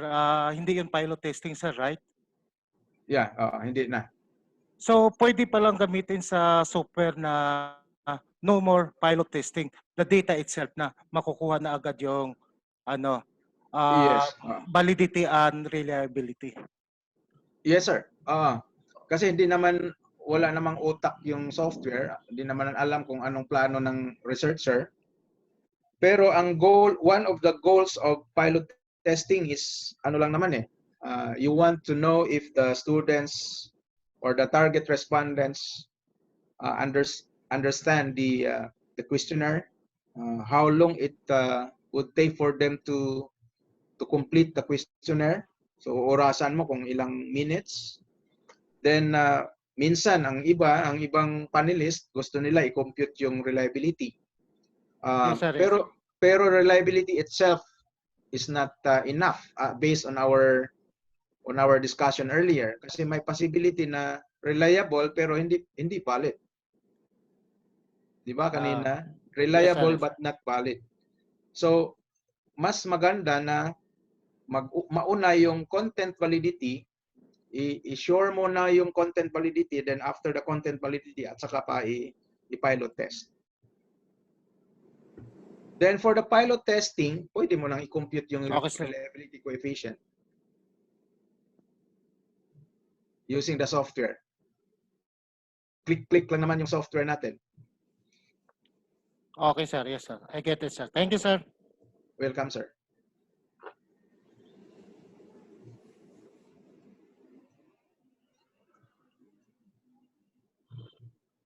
Okay, wala nang tanong. So, kung wala nang tanong, you can utilize our time for the practice. Pwede nyo i-install yung inyong WAR PLS.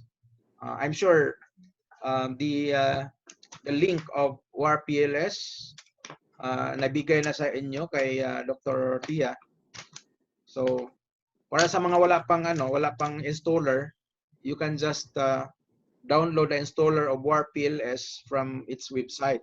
So the website is www.warpls.com. So may time pa naman tayo. It's up to you. Hindi naman sa pilitan. So you can utilize your time. Pwede kayong mag-practice kung gusto nyo. You can install. Then practice. I will send to you the sample data as well as the slides kung gusto nyo. And also, I'm sure nag-record kayo. Yeah. Dinhandahan ko naman yung kaninang part, napansin nyo. Yung part about the software. I did it slowly so that you can follow.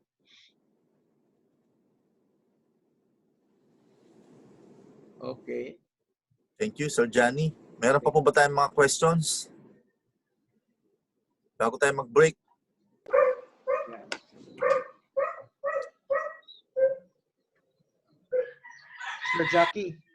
Sir Jackie, hindi na ako mag-out sa Zoom. Hayaan ko lang nakabukas yan because we will resume at 1 o'clock. Tama ba? Yes, sir. Yes, sir. Yeah. Sir, may konti lang kaming gusto nating i-clarify about the practice that we've done in our university, particularly to the content validity and reliability. Because the malpractice is that in our university,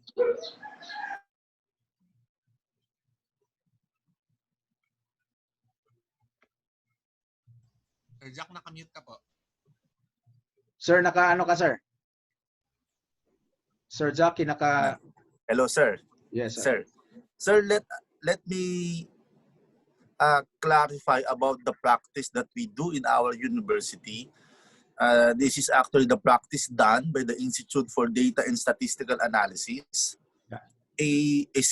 We all know that questionnaire must be valid and reliable. But the problem is that the practice, kasi sa atin as statistics, alam natin yun eh. Kaya lang minsan kasi, because of the strong personality of the panel, ang nasusunod minsan yung personality ng panel kaysa dun sa tama pagdating Yes, sa treatment. Kaya lang ang problema namin sir minsan sa yung university, we try to take sample at least 30 for reliability using crossback alpha. Ano po ang masasabi nyo sa ganong practice, sir? 30 sample size. Okay, so kung pilot test lang, no problem about the sample size of 30 pilot test. But if, for example, full-blown validation of an instrument, 30 is not enough. So when I say full-blown, if you want to conduct, for example, exploratory factor analysis, the whole process, yung 30 hindi adequate. If you conduct confirmatory factor analysis, because assuming that there is already an existing questionnaire, you have already a theory that the entire questionnaire consists of 5 latent variables, 5 correlated variables. In short, you have already the theory indicating that the scale can be measured using 4 variables, for example. So the 30 is not enough. If you conduct confirmatory factor analysis, the 30 is not enough.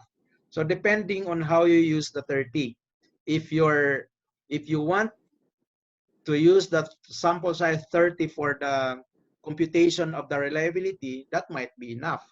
But it is not enough if you use 30 as your respondents for conducting exploratory factor analysis, confirmatory factor analysis. Hindi po. Depende yan kung saan natin gagamitin. Siguro yung panelist natin nasanay na reliability lang talaga ang kinukompute. So wala silang pakialam doon sa validity. Pero pwede naman natin idagdag natin yung content validity para sure tayo na mayroong validity kahit papaano. Yeah. Yan po yung sir, medyo nagiging problema sa atin sa PUP because ang hinihigilan ng panel is just a simple reliability without knowing that content validity is the first thing to do prior to reliability test. Ang tanong lang sir, para maliwanagan din po yung iba, kasi these are the faculty researchers from the different colleges.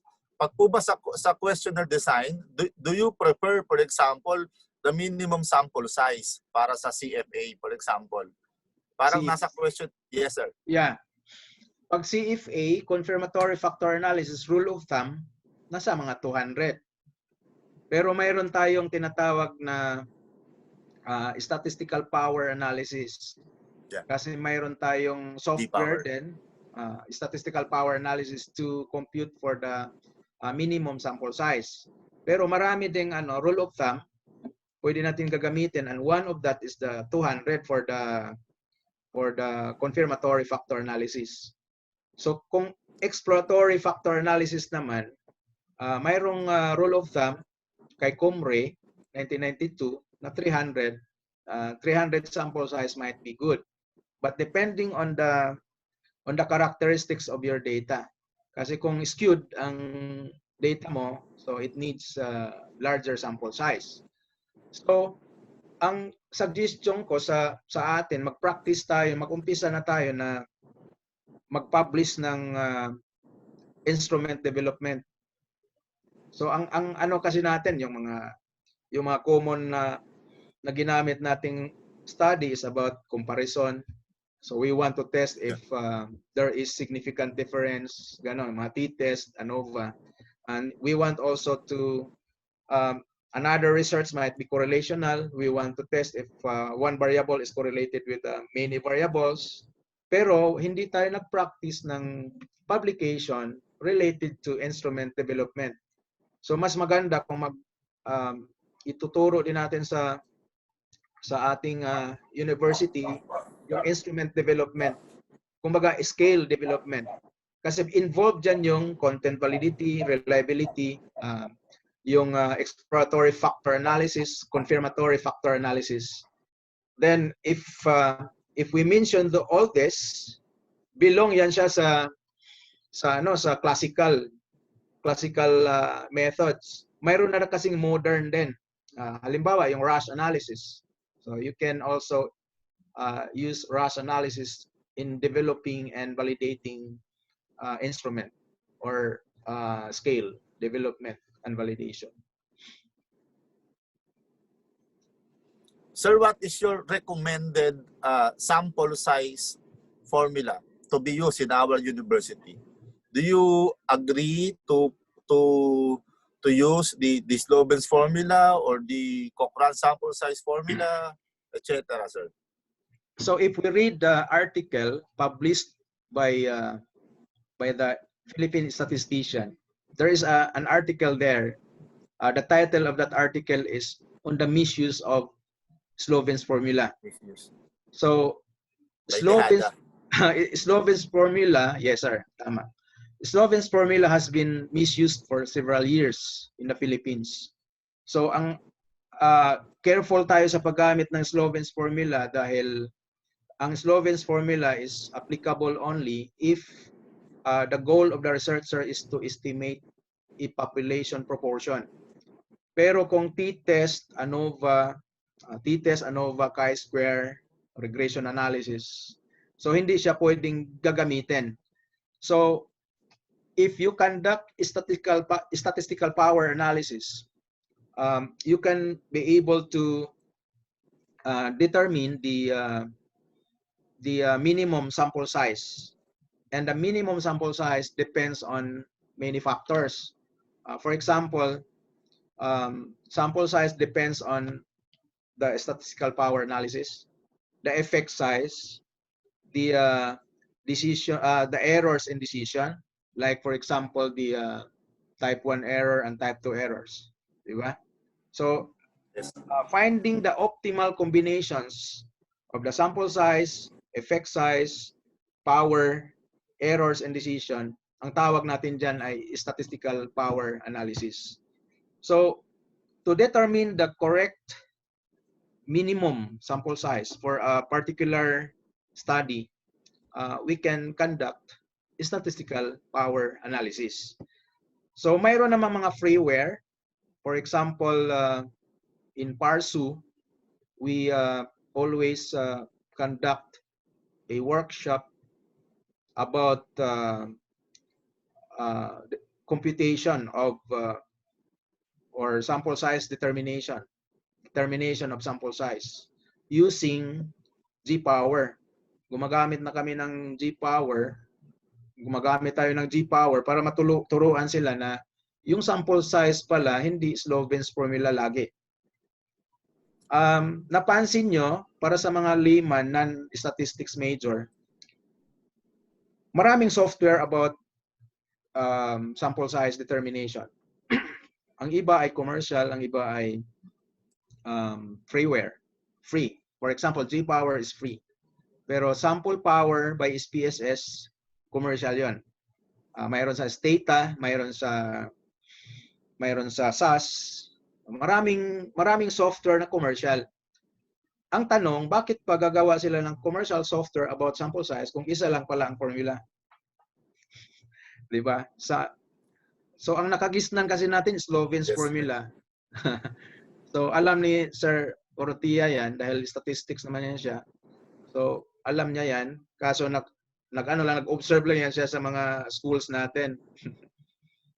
Kasi nga sabi nga, binanggit nga niya kanina, nadadala sa personality ng panelist. Parang ma-intimidate na yung Yes, ano. Yes, sir. Madalas po kasi ganun nangyayari sa defense kasi alam po natin lahat that when there's something wrong with the sampling design and then with the statistical treatment, then definitely there's something wrong with the full paper. Correct.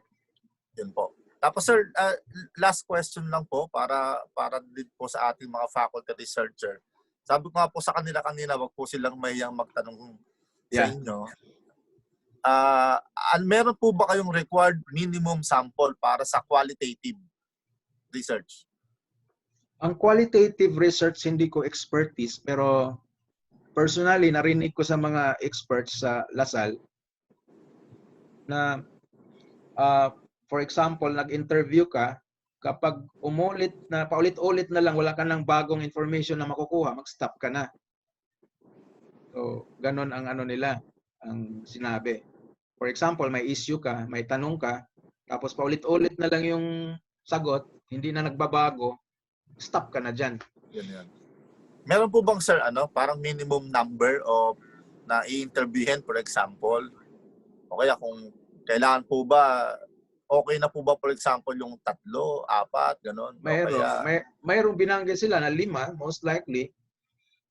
Okay. Parang rule of thumb, pero in practice, yun nga, kung mag-gather ka ng data, pwede mo dagdagan. Kung hindi na paulit-ulit na lang yung idea na na-capture mo sa respondents, you stop. Pero konti lang, 5, gano'n, 6, 3.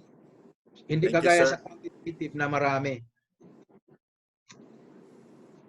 Kasi yung quali kasi ang ano mo, hindi naman kagaya sa statistics talaga na mag-infer ka. Mayroon kang inference.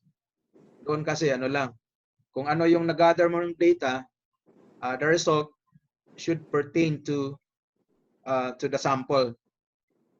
For example, mayroon kang 5 sample, so hindi ka makapagbigay ng generalization about the findings. Okay, sir. Sir, meron pong tanong dito. Tinatanong po niya kung okay lang daw po ba yung 1,000 na sample size? Para saan po? Para sa kanyang study. Depende po sa study niya. Pero usually, kung halimbawa, regression, structural equation modeling, more than enough na yung 1,000. Ang ano lang naman natin dito ay yung minimum. Dahil nga magastos, kaya kunin natin ang minimum. Pero kung available naman ang data, much better kung large sample size. Thank you, sir. Thank you po. Meron pa po ba tayong mga tanong kay Sir Johnny? Wala na. Na sila. Wala na. Opo. Opo. Siguro kung wala na, babalik na lang po tayo ng 1 o'clock, Sir Johnny. Yes po. Opo. Thank you so much, sir. Maraming salamat po. Maraming salamat po. Thank you, sir. Thank you.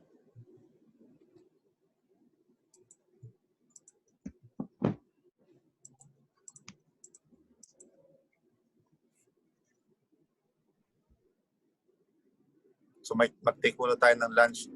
May libreng lunch ata galing kay Mekmak. Magpapalunch ka ba, Mekmak? Tita Cleo, masarap ang niluluto eh.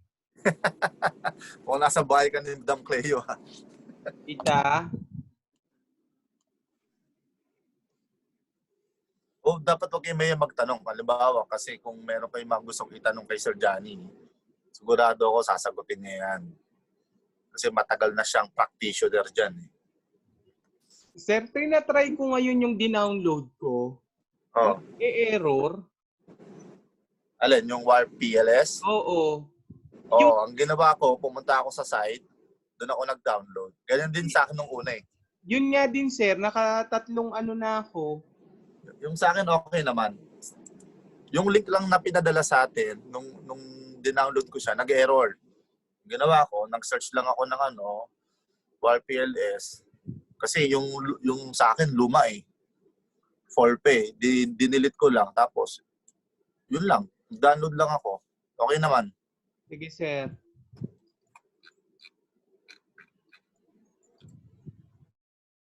Mas malaking percentage. Jackie, may question po ako.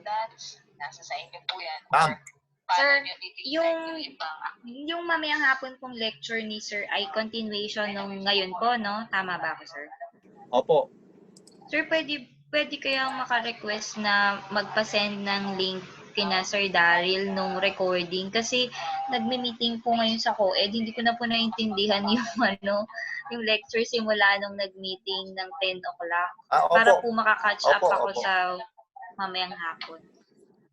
Salamat po. Kasi mamayang hapon, path analysis na yung lecture ni Sir eh. Opo. Ipapanoorin ko sana ngayong lunch break, sir, para mabalikan ko.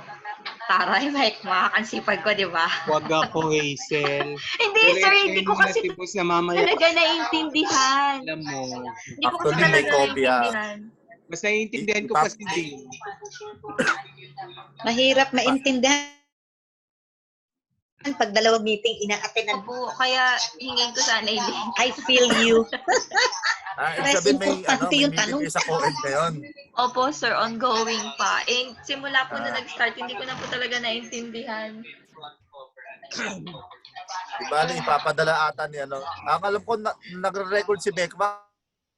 Opo, ipapadala ko sa kanila. Sir. Pati daw po si Sir Daryl. DA na lang. Ay, Si Sir Daryl daw po nagre-record din. Ayaw mo ba kay Bekma? Kaibigan natin yan. Oh, maniningil yan, sir, eh. wow, ako talaga maniningil, Hazel. Oo. Sabi niya, magkano, ganun. Yan ko din pang-recording ah. Oo, umattend ka din, boss, ng meeting, di ba? Oo, nandito rin si Sir Gibbs. Kailangan ko din yung recording kasi 2:30 naman ako mamaya. Oo nga, eh, no? Klase na kami sa UST. O yan, ipapadala daw ni Boss DA. Afternoon session for day 1 is about path analysis. So for this session, we will discuss the concepts of path analysis. Then later on, we will have a demonstration about path analysis using Amos. So as an introduction, so I have here some common statistical tools in research. So number 1 is about tools for testing if groups differ on certain variables. So this is very common in thesis and dissertation. These tools include the t-test, analysis of variance, and the the counterparts, the non-parametric counterparts. And also it includes the multivariate ANOVA. So when it comes to comparison, so all about comparison, including the non-parametric counterparts such as Cross-Wallis, the Mann-Whitney-U, median test, and so on and so forth. So number 2, this is about testing if two variables are correlated. So 2 variables at a time. So an example of this is the Pearson correlation, Spearman-Rowe. If the variables are categorical, you can do the analysis such as the chi-square test, then compute for the coefficient such as Kramer's V, contingency coefficient, gamma coefficient, and so on and so forth. Then, in case we have only one outcome variable and plenty of independent variables, so we can use the regression analysis, for example. But if we talk about regression analysis, there are models. There are plenty of models, including linear linear regression. We have the binary logistic regression, the multinomial logistic regression, the ordinal regression, the Poisson regression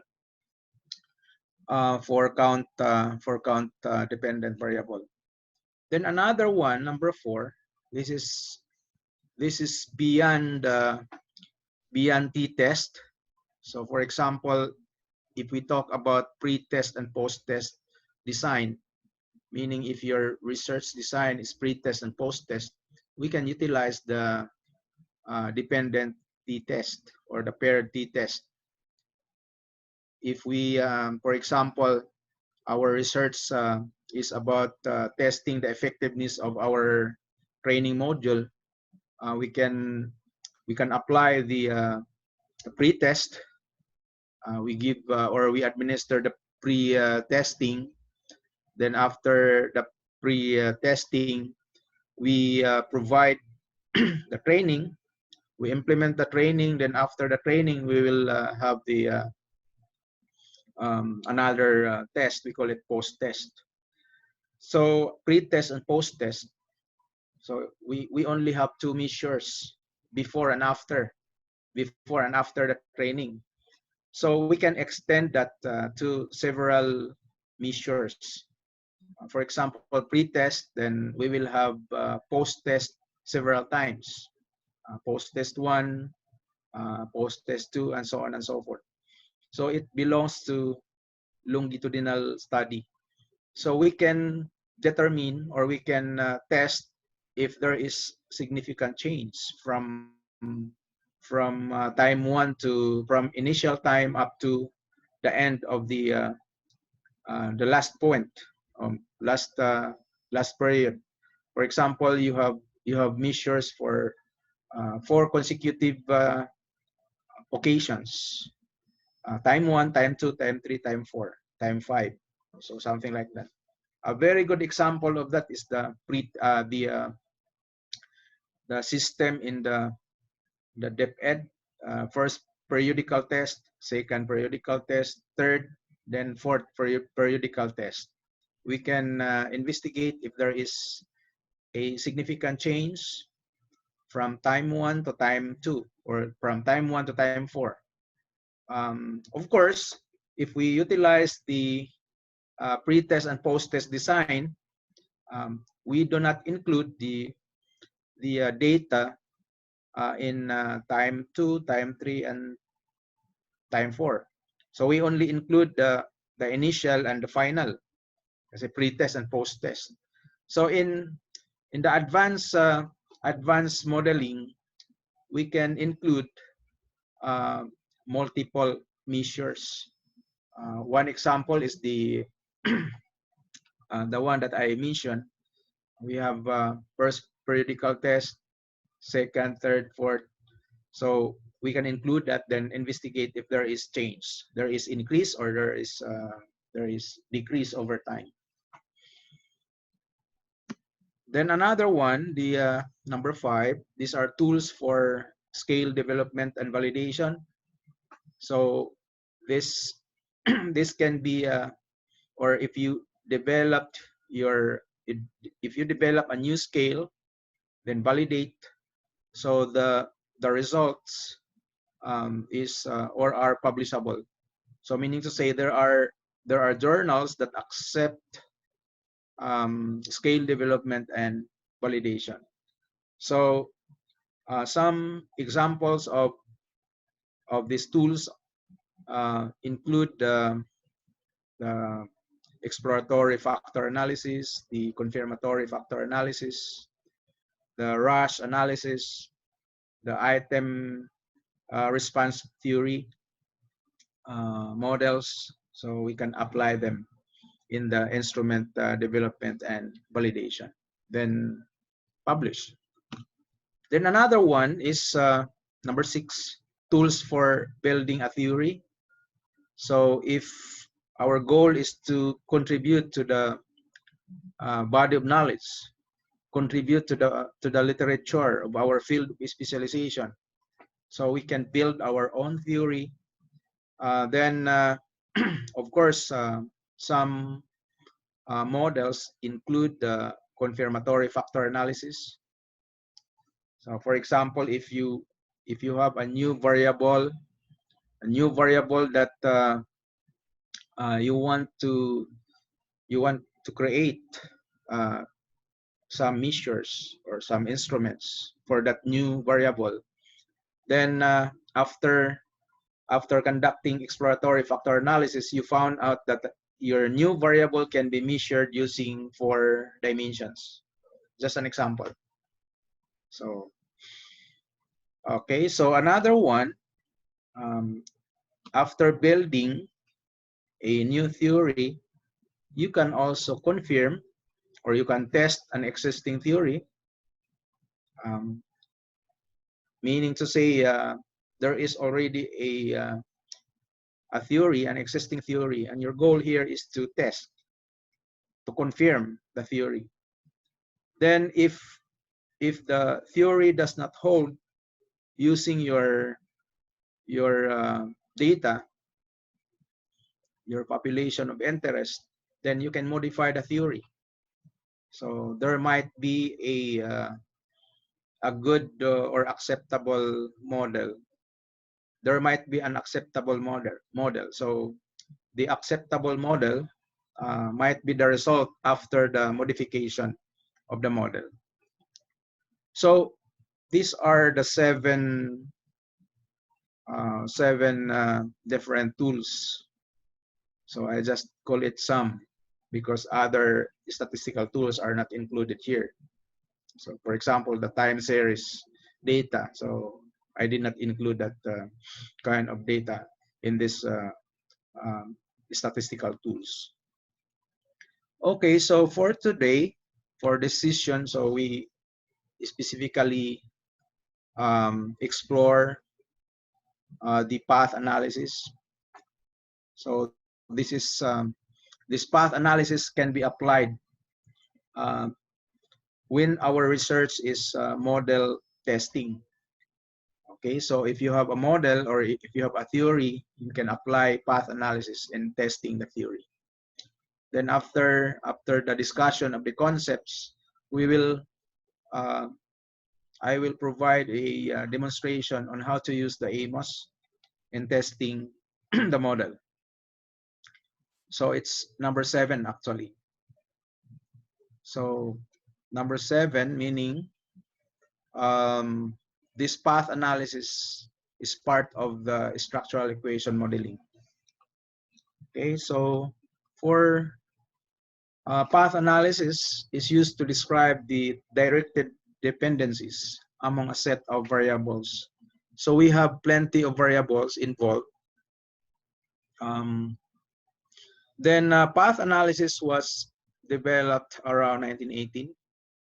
So 1918, so it means that it's already more than 100 years. More than 100 years old.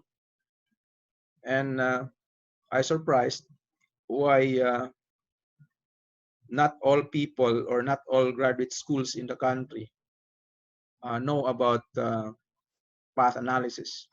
Nowadays, the path analysis is not difficult because of the software. We can integrate the technology, we can utilize the technology, available software. Some software are free, then some are also commercial. So we have R. If your group is user, if your group is user of R, so you can use R to carry out the computation of computation involved in path analysis. So Sewell Wright has or had an intensive work on path analysis up to 1920s. So these were the years of the early development of path analysis, 1918 to 1920s. So there are concepts that were then after 1920s, pagdating na 1969, na-invento na naman yung structural equation modeling. Structural equation modeling is an extension of the path analysis. So during the time of Sewell Wright, the concept about latent variables was not yet invented. So during the time of Sewell Wright, all variables were considered observed variables. So a simple example of path analysis is regression, regression path model. So in this, in the diagram at the right side, the dependent variable is satisfaction level, Then delivery speed, manufacturer image, and overall service are the predictors. So in other words, regression path model or regression model is an example of a path model wherein there is only one outcome and plenty of predictors. So in our example, satisfaction is our outcome variable, then predictors are delivery speed, manufacturer image, and overall service. So this is another example. It is more complex, self-regulated learning behavior path model. So the self-regulated is the box at the right side. Then if we look at self-efficacy and intrinsic value, the self-efficacy and intrinsic value are independent variables with respect to self-regulated learning behavior. So the independent variables ang self-efficacy and intrinsic value. However, if you look at the other variables at the left, for example, you look at permissive parenting style, authoritative parenting style, authoritarian parenting style. These three variables served as independent variable with respect to self-efficacy and intrinsic value. And self-efficacy serves as the dependent variable with respect to the permissive parenting style, authoritative parenting style, and authoritarian parenting style. Intrinsic value also served as dependent with respect to the three variables in the left side. So in other words, self-efficacy and intrinsic value have a dual function in the same model. Dependent, at the same time independent variables. So the terms dependent and independent variables are discarded in the parlance of path modeling. The terms such as dependent and independent variables are discarded and replaced by the terms such as endogenous variables and exogenous variables. So hindi na applicable ang dependent dahil if you look at self-efficacy, dalawa ang function niya eh. If you look at self-efficacy and self-regulated, itong dalawa, IV siya. So self-efficacy is independent variable with respect to self-regulated learning behavior. But this self-efficacy at the same time is dependent variable with respect to permissive parenting style, authoritative parenting style, and authoritarian parenting style. So dual ang kanyang function in the same model. Kaya pinalitan na siya ng endogenous variables. So endogenous variable meaning the variable is dependent on the other variables. Okay, so for example, self-efficacy is dependent on the other variables in the model. So if the variable is dependent on the other variables in the model, then it is called endogenous variables. If the variable is not dependent on another variable in the model, in the same model, then we call it exogenous variables. So in the example, the sample model, so there are three exogenous variables. The parenting styles, all variables at the left side are exogenous variables. Then the other three such as self-efficacy, intrinsic value, and self-regulated learning behavior are all endogenous variables. So in this model, you found some heavy lines, for example, path from self-efficacy to self-regulated. So there is a path coefficient. So baka malito kayo sa mga broken line, dotted line, or dash line. So yung mga dash line, meaning to say the effect of one variable on the other is non-significant. Yun lang ang ibig sabihin ng diagram na yan, or yes, diagram. So the path model. For example, the self-efficacy going to self-regulated learning behavior, heavy ang line, indicating that the self-efficacy significantly affects self-regulated learning behavior. Then there is a dash line connecting self-efficacy and permissive parenting style. So indicating that this variable, parenting style, permissive parenting style, has no significant effect on self-efficacy. Okay. Permissive parenting style has no significant effect on self-regulated learning behavior.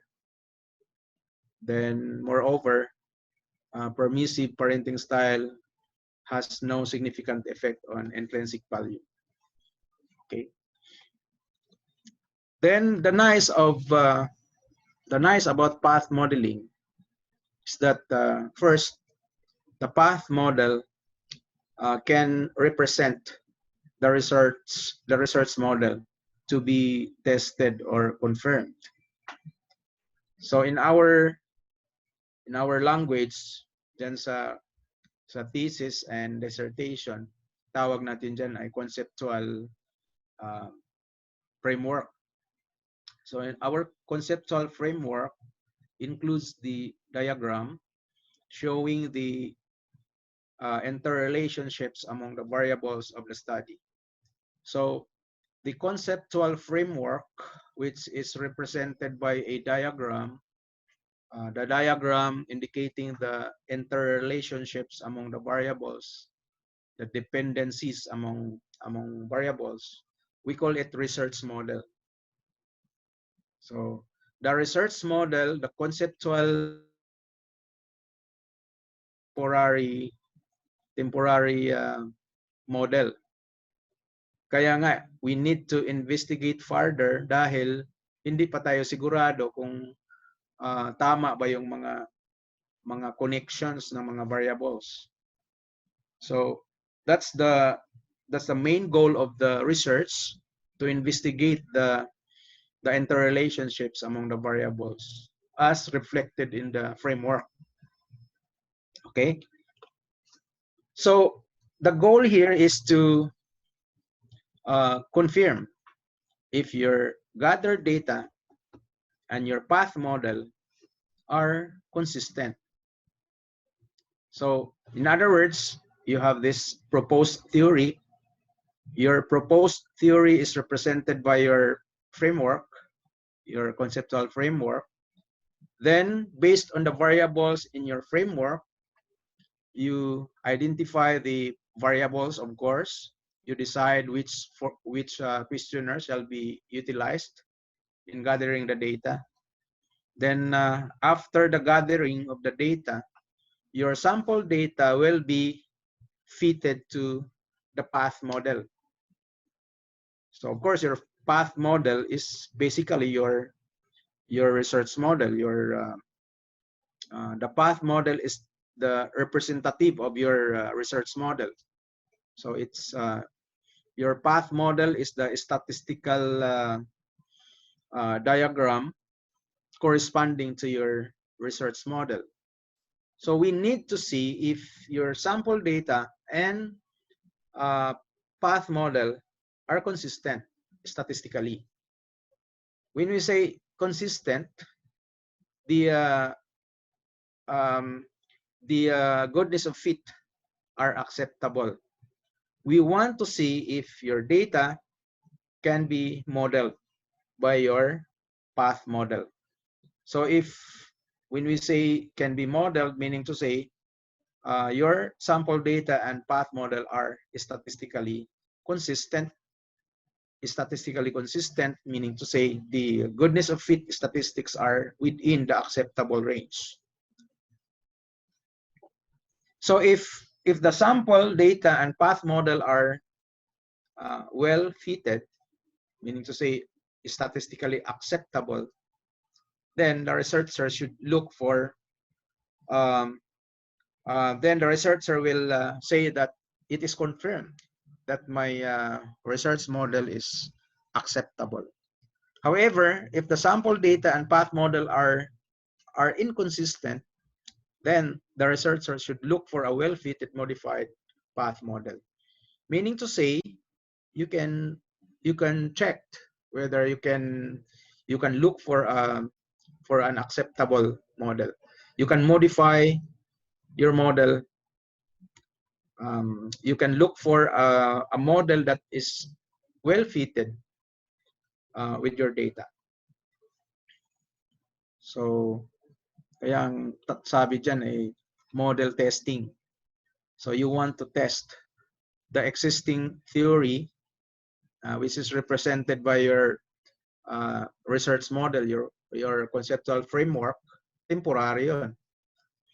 Tapos iti-test mo yun sa nakuha mong data. Then mag-decide ka kung consistent ba yung data mo at saka yung model mo.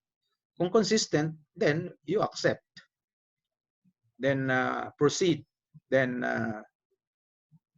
you tell the reader that the model is acceptable.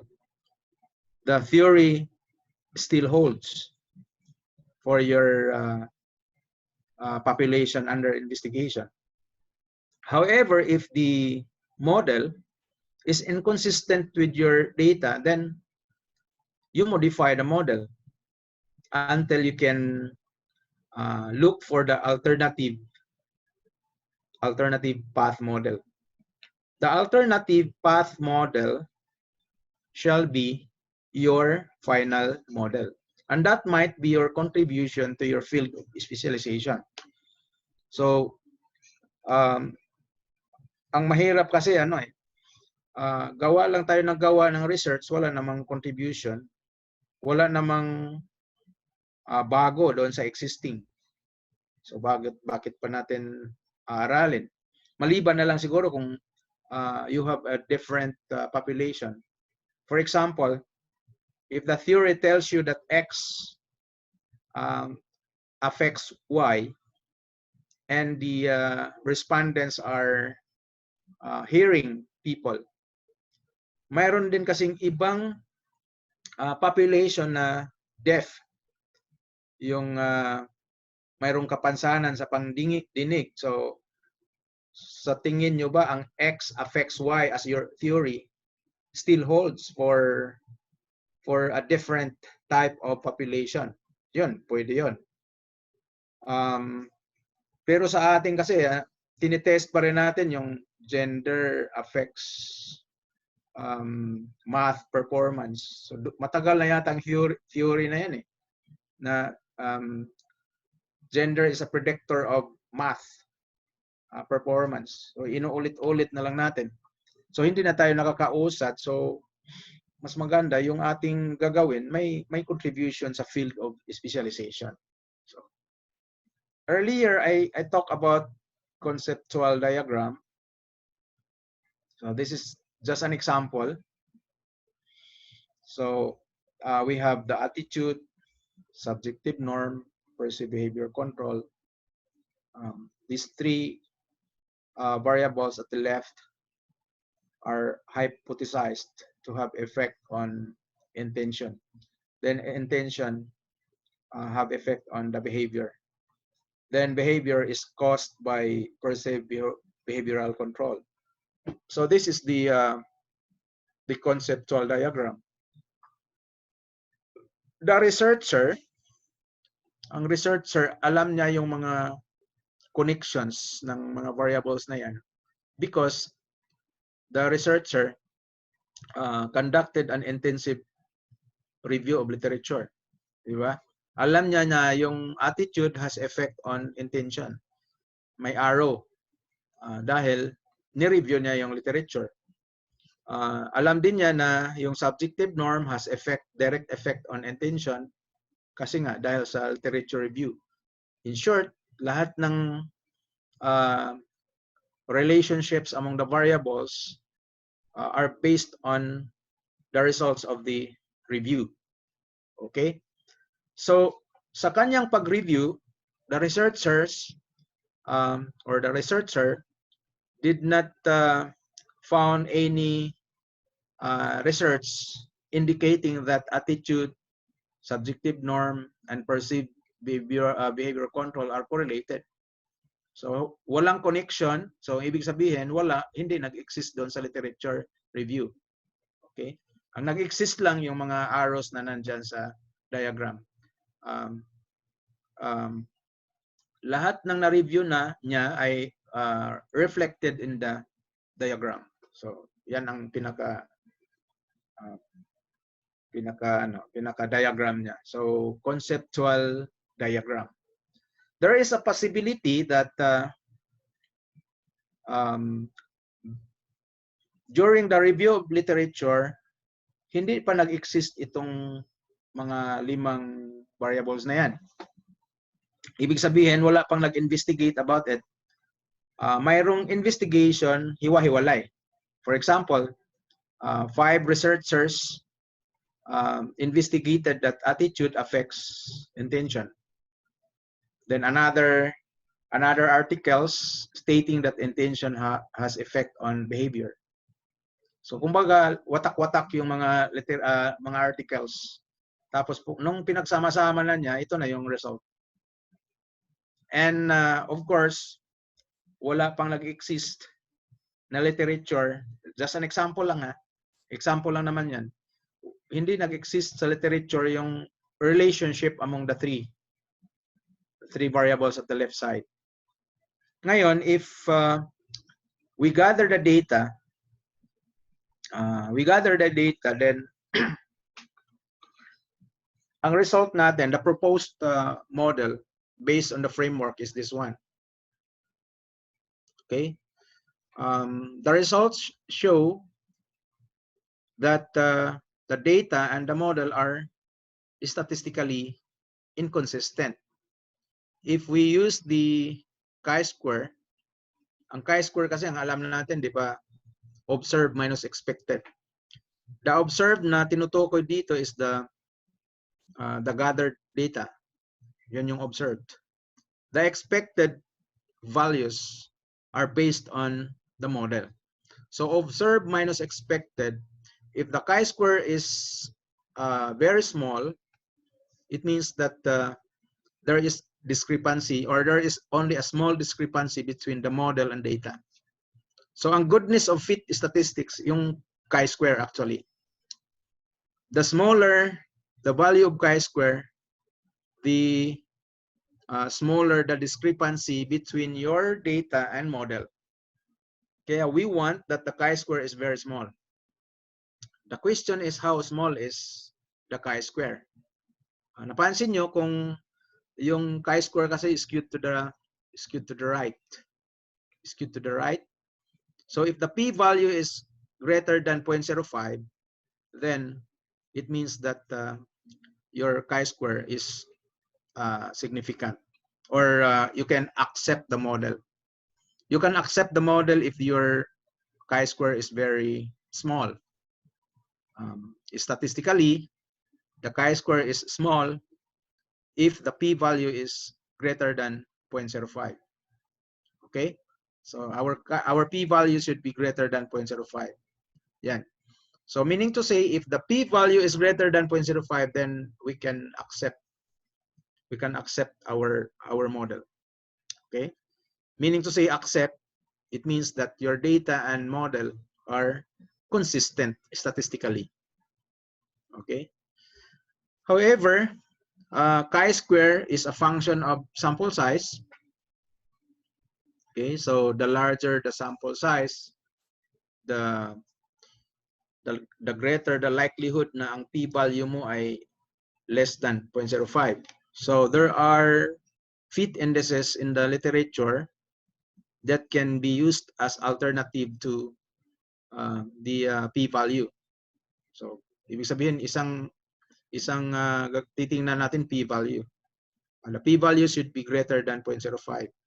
So in case kahit na na-connect mo na yung mga variables dyan, na-connect mo na using arrows, pero hindi pa rin nag-improve ang p, so you can use the other fit indices such as root mean square error approximation, GFI, CFI.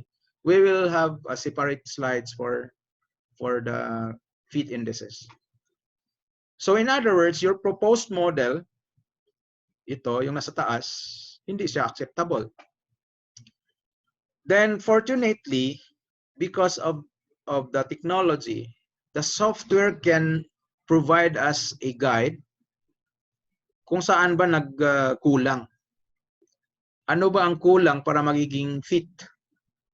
So, with the use of AMOS, a user-friendly software, we can, the software can suggest that the three variables, the attitude, subjective norm, and perceived behavioral control, pag i-correlate mo daw yan, magiging acceptable ang T.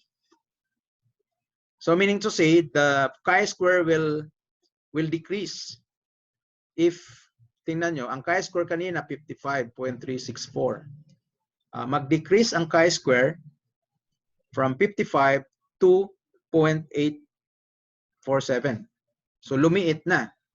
So ibig sabihin, kapag i-correlate mo yung tatlong variables, liliit yung chi-square.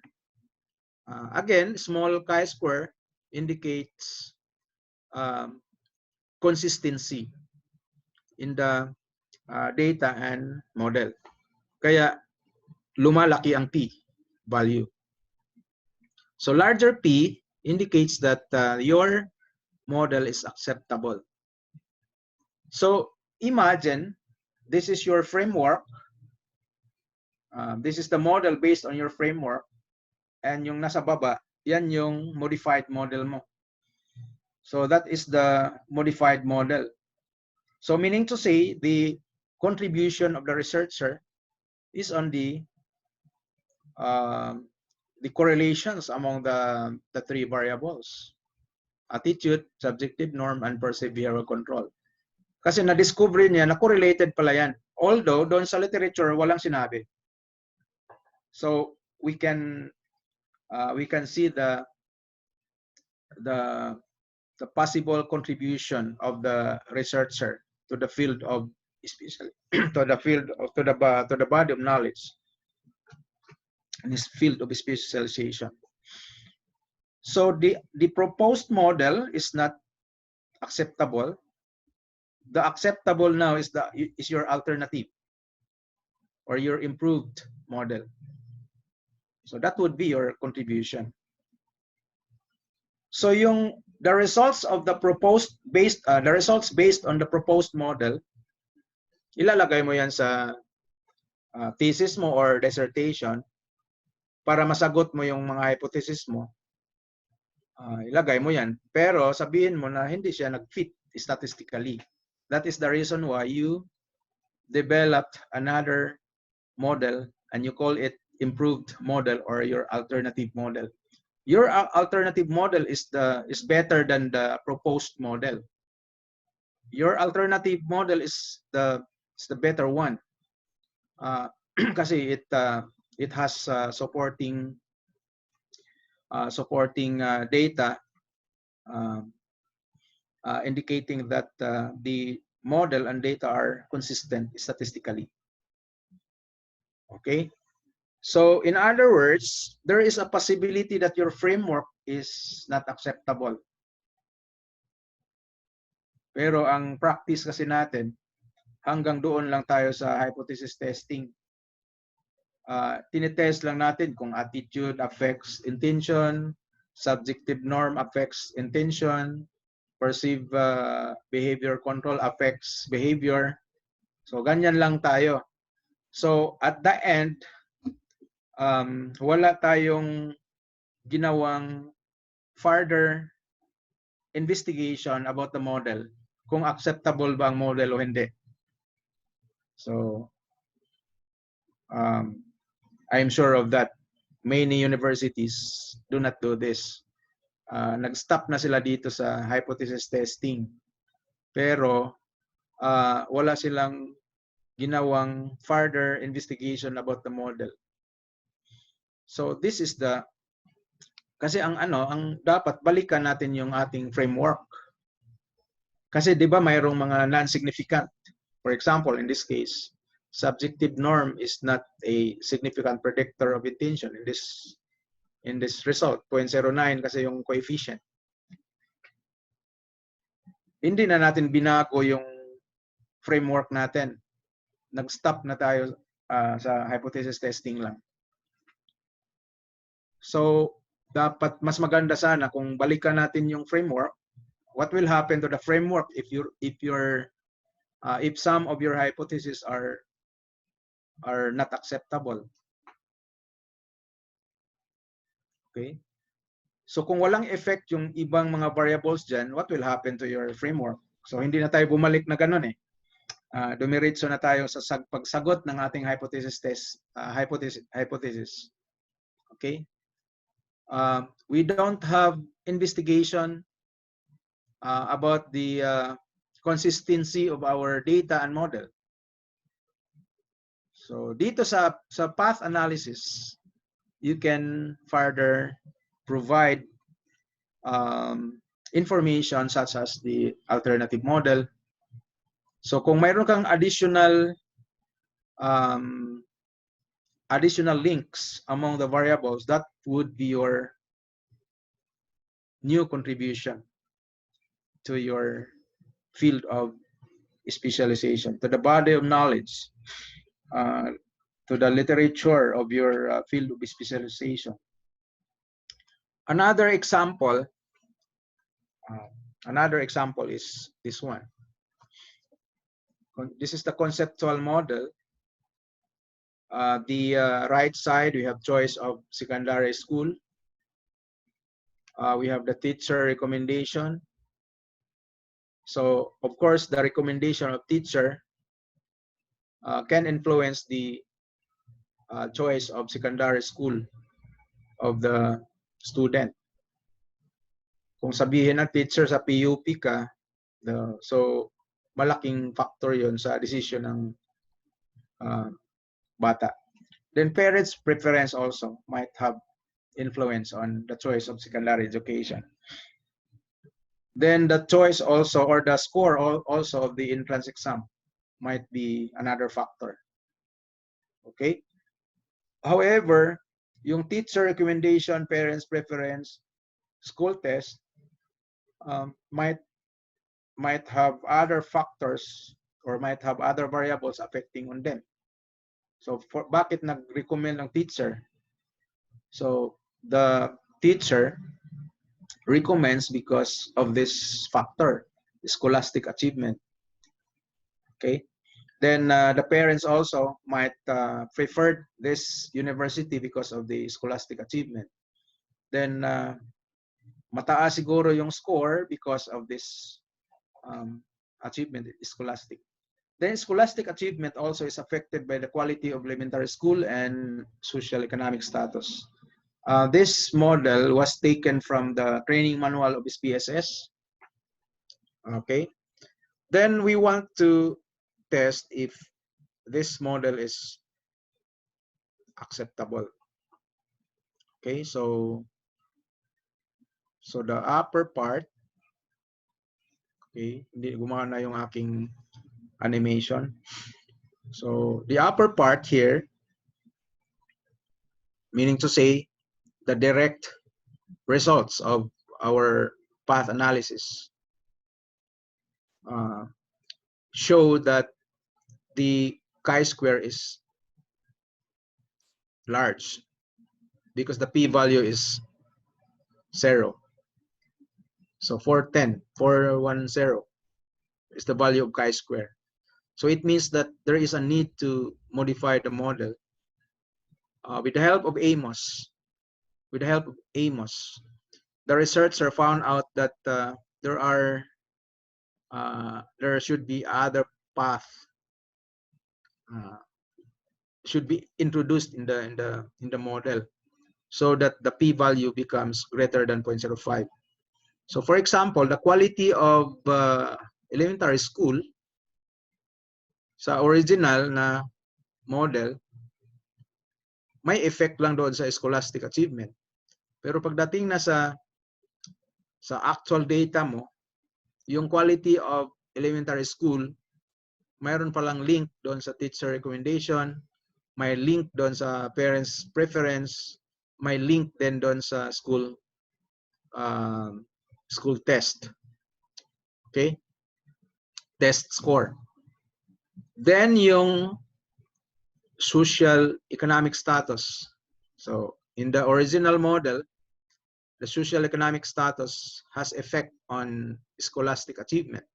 But in the modified model, the social economic status has effect on the three variables: teacher recommendation, parents preference, school test scores. Yeah. So in addition, the teacher recommendation has effect also on school test score based on the data. So in other words, shortcut, there is a large reduction in the value of chi-square from 410 naging ano na lang 5.624. Kaya lumaki yung value ng t. Kapag malaki ang t greater than 0.05, it means that your data and model are statistically consistent.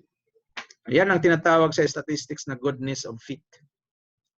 The fit between data and model is statistically acceptable.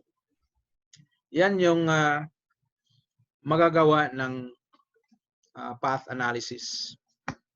Okay? So, in case your p-value is not acceptable, kahit anong gagawin mo, hindi talaga nag-improve, you can utilize the recommendation of Angel, Karen, and colleagues.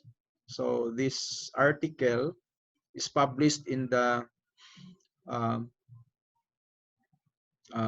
journal Evaluating the Fit of Structural Equation Models, Test of Significance and Descriptive Goodness of Fit Measures. So for example, if we use the p-value, the 0.01 to 0.05 is acceptable. So medyo hindi siya mahigpit. 0.01 or between 0.01 and 0.05. So acceptable fit pa siya. Pero good fit greater than 0.05. Okay? So you can also utilize the chi-square. The chi-square is acceptable if the values or the value of chi-square is between 2 times the degrees of freedom and 3 times the degrees of freedom. Okay? Then it is good fit if the chi-square is less than or equal to 2 times degrees of freedom. Then you can also utilize the chi-square divided by degrees of freedom. So the software will provide all this. So the cutoff for the acceptable fit is that your degrees of freedom or your chi-square divided by degrees of freedom should be between 2 and 3. Greater than 2, but 3 or lesser. Okay? So if hindi dito sa, wala dito sa chi-square na yan, you can utilize the other fit indices such as the root mean square error approximation or RMSEA. Nandyan naman yung cut-off ranges. Pwede kang gumamit ng SRMR. SRMR, nandito sa baba yung definition, standardized root mean square error. Standardized root mean square residual. Sorry. Then pag sinabi mong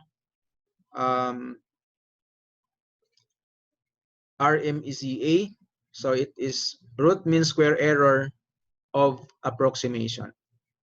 Pag sinabi mong AGFI, so it means adjusted goodness of fit index.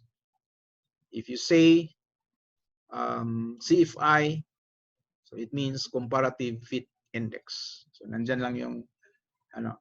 Then if you compare models, for example, yung dalawang model mo, yung first model mo yung based on your framework. Then yung second model mo, yung improvised model mo na. So malalaman mo kung which one is better. You can look at the EIC, the CEIC, and the ECVI.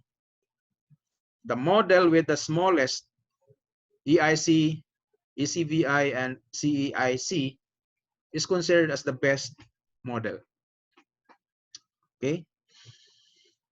So later on, we will have a, I will demonstrate on how to use the AMOS, of course, after our discussion about the concepts. So what are the capabilities of path analysis? So aside from the fact that you can modify, the AMOS has the capability to be modified, meaning to say the researcher can modify the path model, then provide a recommendation that your modified model is the best one. So you can perform also this. We have the test if data fit statistically with the model. Yan yung goodness of fit testing. In case of misfit, one can revise or modify the model or find an alternative that is fitted, alternative fitted model, if any. Kung mayroon talagang alternative, mas maganda. So the alternative model is also called a modified or revised model. So in other words, your framework is just a temporary model. So hindi yan siya final kasi kaya nga nag-investigate tayo, nag-conduct tayo ng thesis or dissertation or research dahil hindi tayo sigurado dyan sa framework mo. So the framework, the conceptual framework is subjected for investigation pa muna. So before we can accept or before we can reject. Kung i-reject, ano ang acceptable model? Diba? So the accepted model may be the basis for inference. So whichever is the acceptable, whether based on conceptual framework or yung modified mo. So if the modified framework is the acceptable one, then use it as basis for your inference. So from the acceptable model, the following effects can be tested for significance. So we can test if there is a total effect, if one variable affects the other. So ano ang total effect?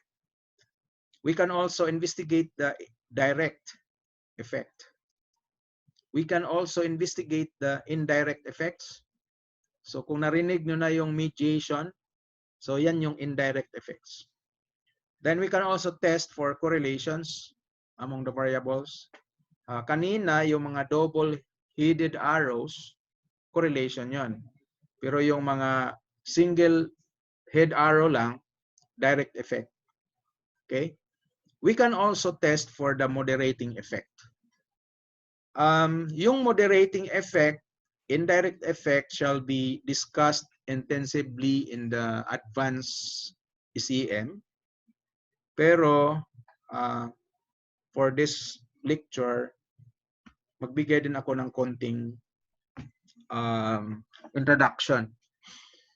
So, the next slide, I will discuss the total effect, direct effect, and indirect effect. Para lang magkaroon kayo ng idea. Kung hindi pa ninyo narinig yan, so you can at least you will have a basic understanding about them. So when we say total effect, this is very easy to comprehend using this diagram. The letter C, the coefficient between X and Y. Meaning, so if there is no other variables involved except X and Y lang, yung C na yan ay total effect. Okay? Now, if the, kaya nilagyan ko dito, path C is called total effect.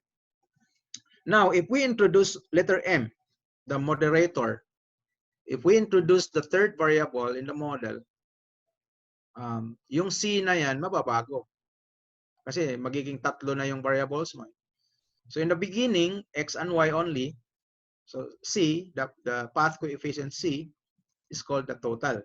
Ngayon, if we have available third variable, let us say M variable, integrate natin yan sa model, yung C na yan, hindi na yan C.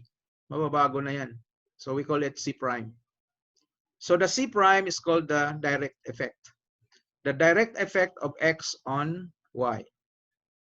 Okay? So, ngayon, yung total effect na C minus the C prime, the result of that is the indirect effect. So, indirect effect is the reduction in the value of C. So, C minus C prime is the indirect effect. Kaya nakalagay dito, total effect minus direct effect. Okay. So, mathematically, it was proven by, mathematically, it was derived by Kenny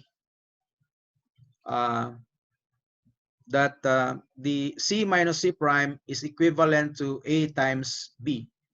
So, meaning to say, yung path na yan, path from X to M, if you multiply that with the path from M to Y, the product of A and B is equivalent to C minus C prime. So, yan yung contribution nila ni Baron and Kenny in 1986. Then Jude and Kenny in 1981. That direct effect is defined as the reduction in the regression coefficient of X on Y when the effects of M are controlled for. Okay. And according to these authors, way back in 1986, yun nga, yung reduction ng C and C prime, the amount of decrease between C and C prime is equivalent, is mathematically equivalent to A times B. Okay. So if you want to see the derivation of that, you look for the paper of Baron and Kenny. So if the direct effect, if the indirect effect is significant, then it means that the third variable M mediates the relationship between X and Y. So, di ba mayroon tayong test dito na X is related to Y.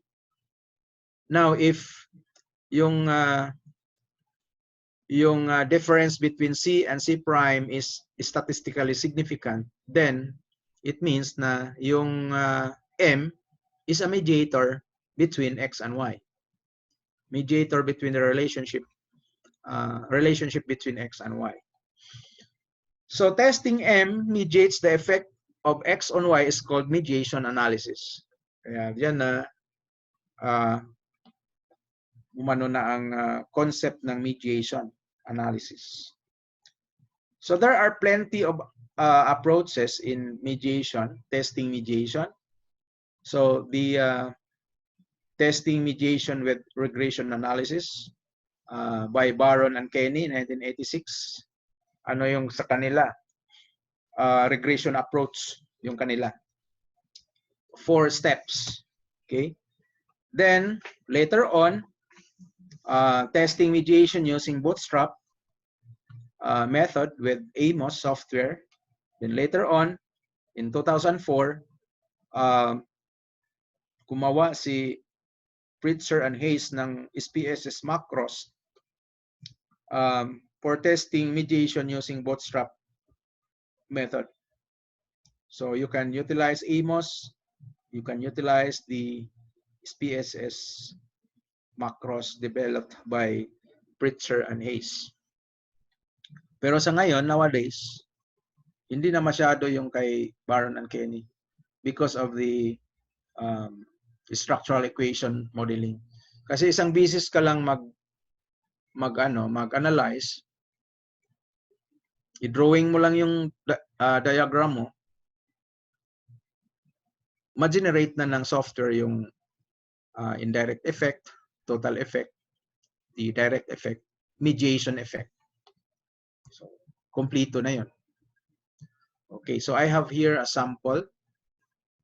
So I have, I think 144 mothers in this, 380 mothers rather.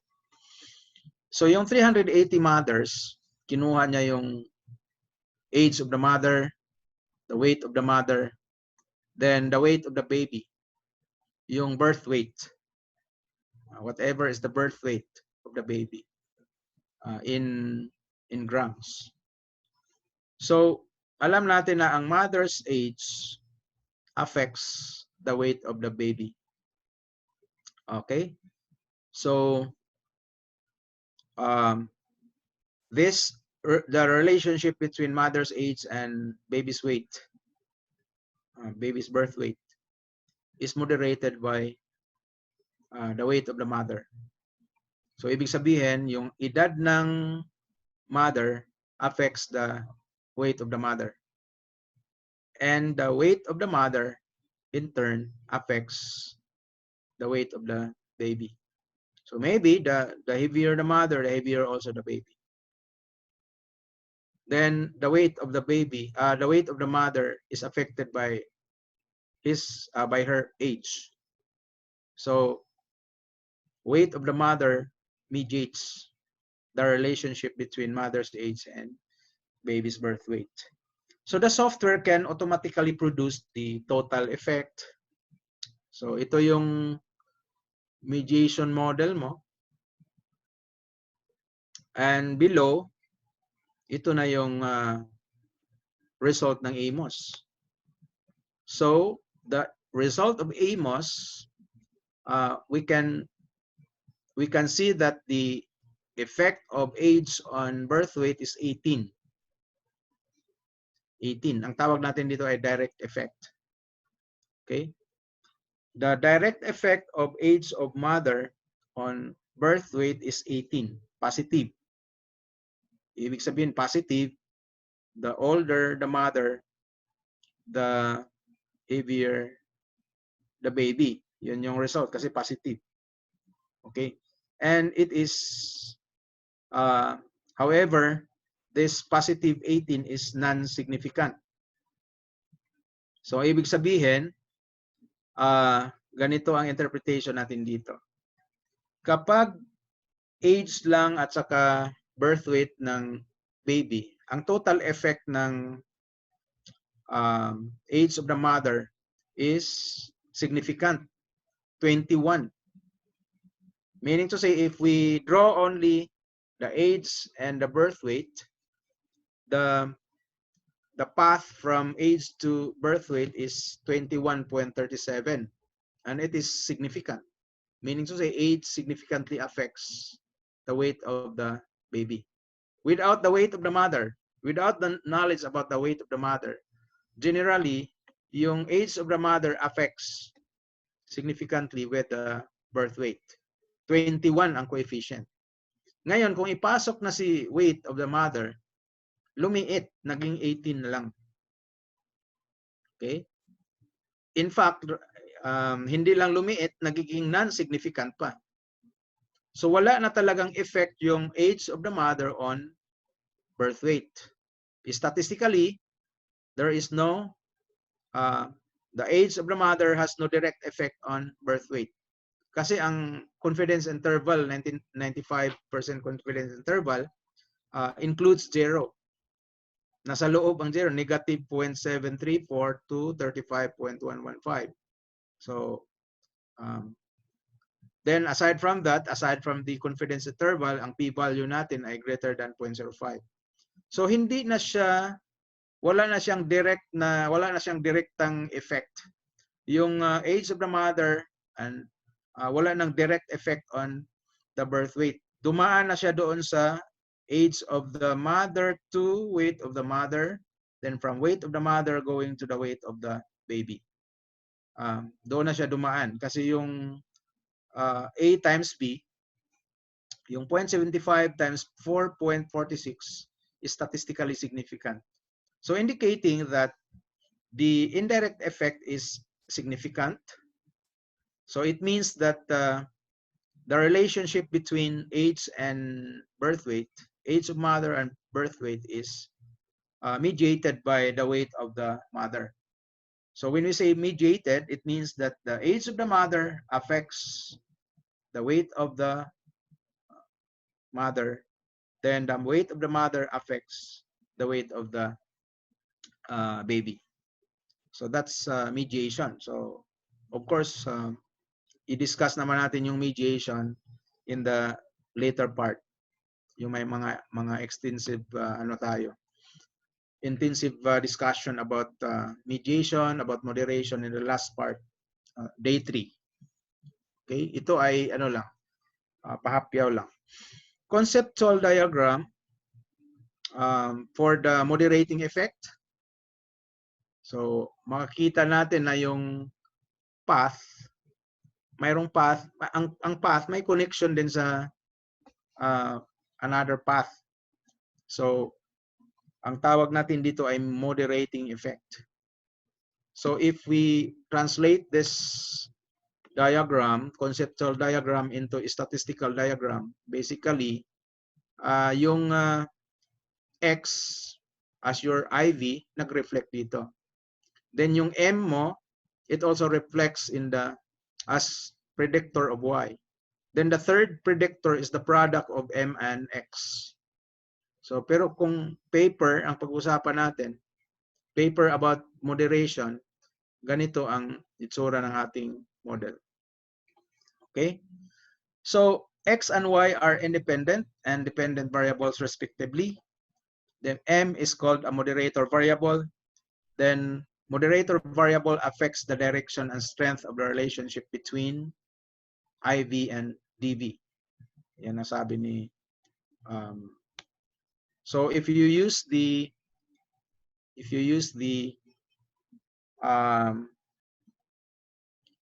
product term, if you include the product term, this product term, XM, titingnan mo kung significant pa o hindi.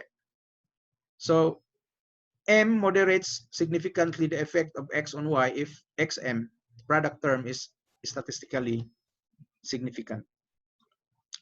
Okay. So yung, by the way, yung diagram na nandito, I took this from the paper of Hayes. Hayes called it Model 1. Okay. So I have here a relationship between hope and quality of life as an example. So locus of hope. So locus of hope, there is an existing questionnaire about locus of hope. From English, translate ng author into Tagalog. So kaya kong aputin ang mga layuning itinakda ko para sa aking sarili. Yan. There are 3 items in this example. These 3 items are indicators of locus of hope. Okay? Then there is another variable called quality of life, sample items. I am satisfied with the quality of life in our community. This community is a good place to raise children. There is economic opportunity in the community. So if for example, we want that locus of hope has effect on the quality of life, so this would be our diagram. So we need to know the B coefficient. Okay. However, if we have a third variable, say for example gender, and we want to know if the relationship of locus of hope and quality of life is moderated by gender, ganito ang mangyayari. So we have two separate models. One model for the male, another model for the female. Then we test if we compute for the B coefficient for the male group. We also get the B coefficient for the female group. Then test the hypothesis that they are not equal, or in particular, the B coefficient for male is larger than the B coefficient for the female. So in words, the relationship between locus of hope and quality of life is stronger for male group than its female counterpart. Okay? So, yan yung paraan noong araw, nung wala pang SEM, wala pang path modeling. So, i-compute yung B coefficients ng dalawang group, then we test further if the coefficients are different. The coefficients for the groups are different. However, because of the path modeling approach, ang gagawin na lang ay i-drawing yung diagram, then the software will compute the B1, the coefficient from locus of hope to quality of life, as well as the B2. So the gender has a path going to the arrow. Kasi yung arrow na yan, from locus of hope to quality of life, this arrow represents relationship between locus of hope and quality of life. Relationship ng locus of hope and quality of life. So yung relationship niya depends on the gender. So the relationship is stronger for male than female. Kaya may arrow ka going to the line. Okay? So, hypothesis mo, gender moderates the relationship between locus of hope and quality of life. So, hindi siya bago because 1986 pa yan. So, if you want to know sample research, this research utilized PLS. Yan, tingnan nyo. Ang original na paper, yung PU 80 INT PEOB, yan lang ang nag-exist sa literature.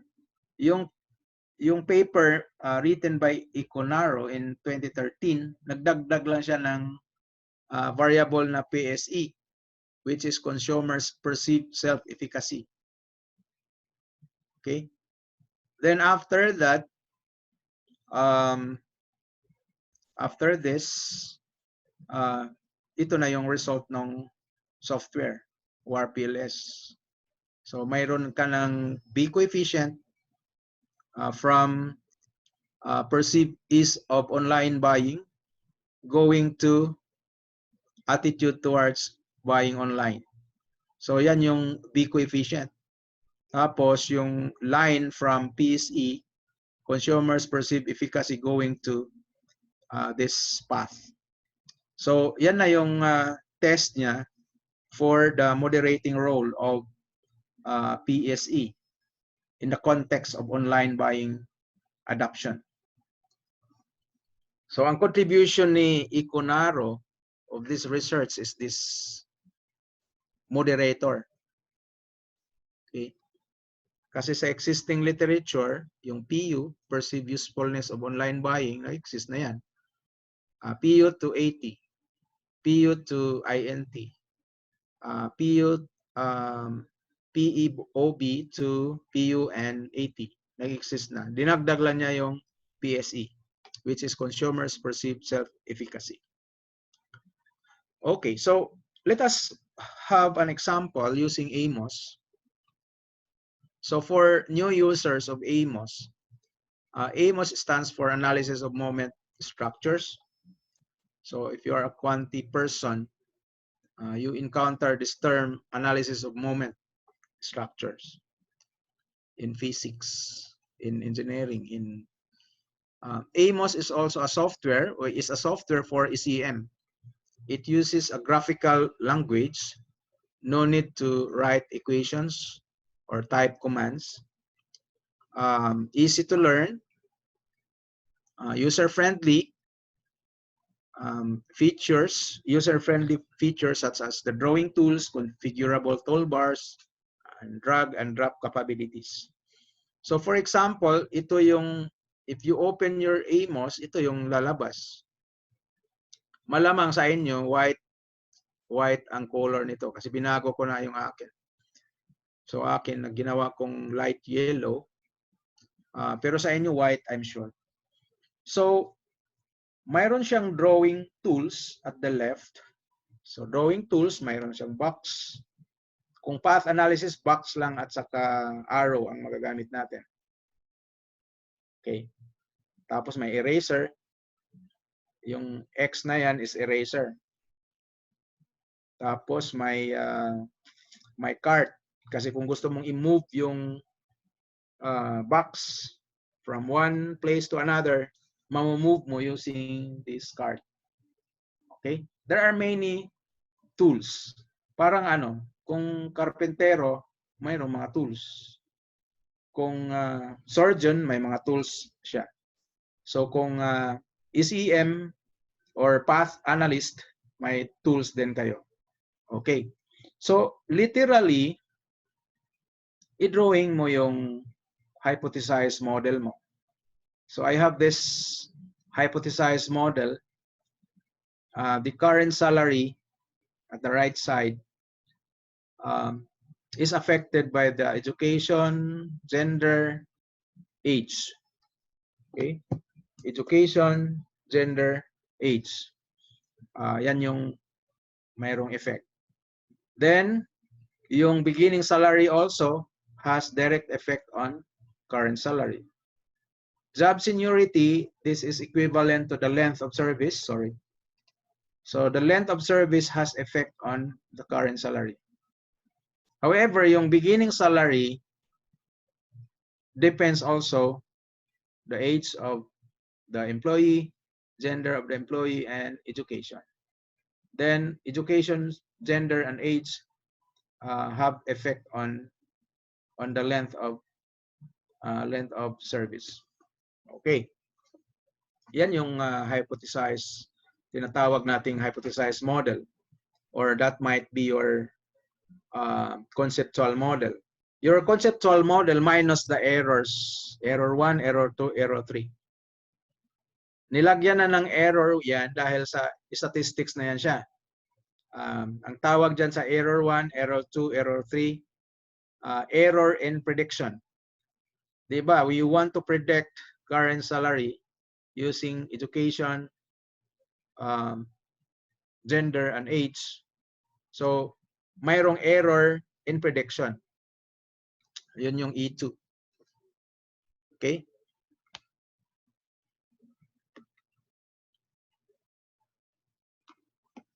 So, raw data, what are the inputs? So, the usual raw data, we have educational level, beginning salary, gender, time, age, SALNA, work. Yan. You put the variables in the columns. So, ang tawag natin raw data yan, di ba? Then it can also accept correlation matrix. Pwede mo kasi i-compute yung mga correlations among these variables.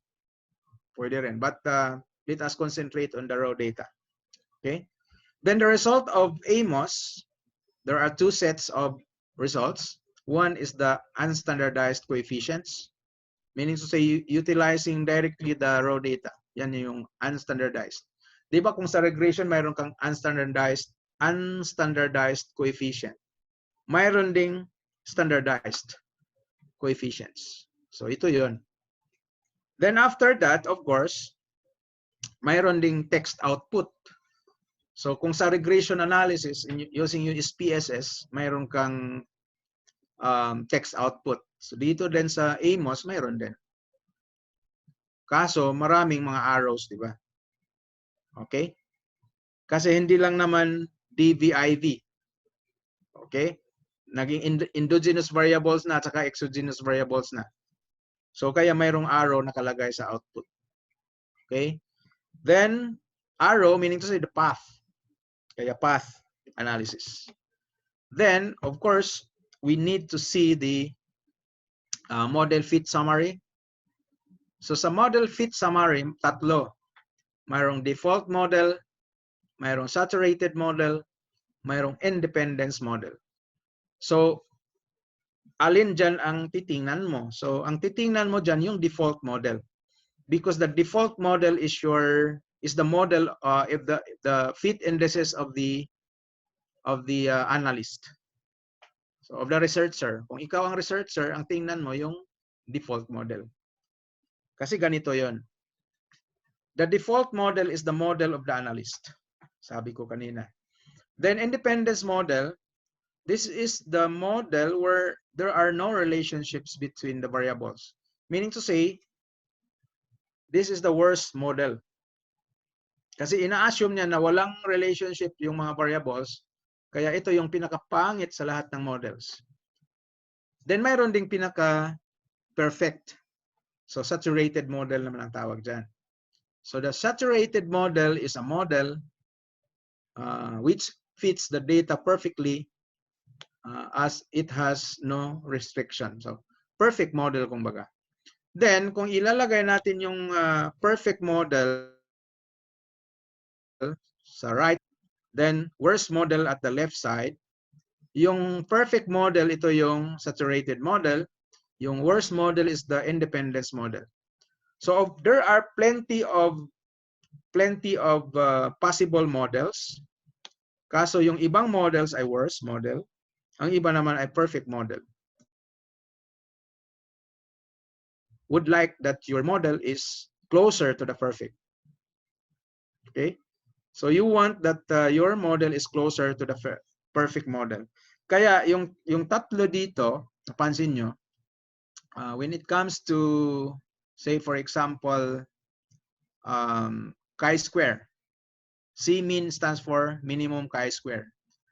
The worst model, the independence model, which is the worst model, the chi-square is 1222, 1222. Worst model siya kaya malaki yung chi-square niya. Pinakamalaking chi-square. Pero yung default, yung saturated model, yan yung perfect fit. 0 yung chi-square mo. Pero yung model, yung sarili mong model, ngayon, 5. So, the 5.040, your chi-square, is closer to the perfect. Okay? How close? So, may P tayo na gagamitin as our criterion. Okay? So, yun yung modeling technique dyan. Tingnan natin yung default model or the model of the analyst. Okay. So I have here a suggestion here. Ito na lang, diretso na tayo dyan sa number 2. I will show to you using AMOS. So I need to open our AMOS para magkaroon na tayo ng hands-on. But let us remember the variables. Let us remember first the variables. We have the education, age, the work experience, then we have the beginning salary, we have the current salary, and we have the job seniority. Okay, tapos mayroong path. Mayroong path from age going to current salary. Mayroong beginning salary going to current salary, then job seniority going to current salary. Yan yung ating susubukan nating i-test, then malalaman natin kung acceptable ba yung model or not. Okay, so I will open first the file. The file is in the SPSS. So I have now a SPSS. I have here the education. So the education is measured in terms of years. Kasi K-12 yan. So US data, kaya K-12. So I have here the educational attainment, the beginning salary, the job seniority. Job seniority meaning to say number of months since the company was hired, since the employee was hired by the company. So this person, the first respondent, is already 88 months in the company. And the initial salary, the hiring rate is $5,400. Okay. The age of that person is 30.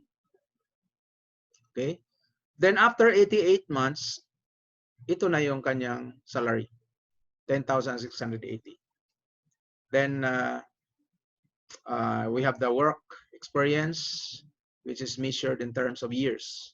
Meaning to say, prior to joining the current employer, mayroon na siyang previous work experience, which is 3.17 years. Okay, so I will open my AMOS now. I will type here AMW.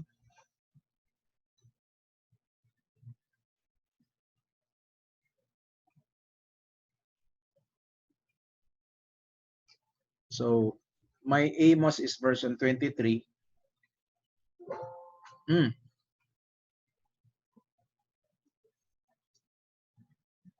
Yeah. So mayroon pa lang akong existing project. So I will remove that.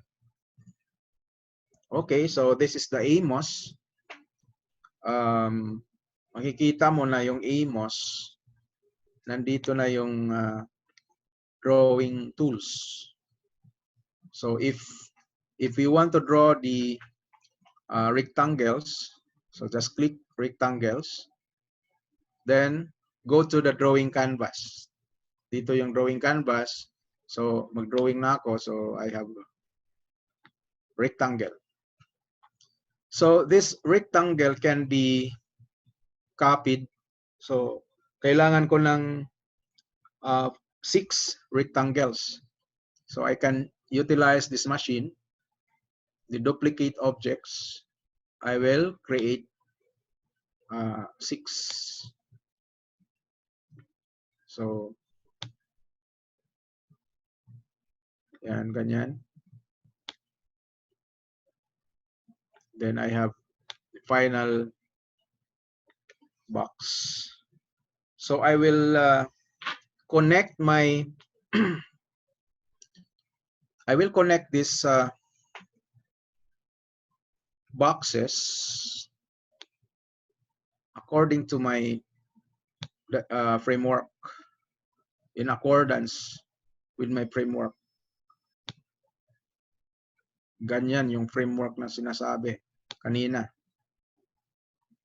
Ito, konektado. Then this one also is connected. This one also is connected. Yan.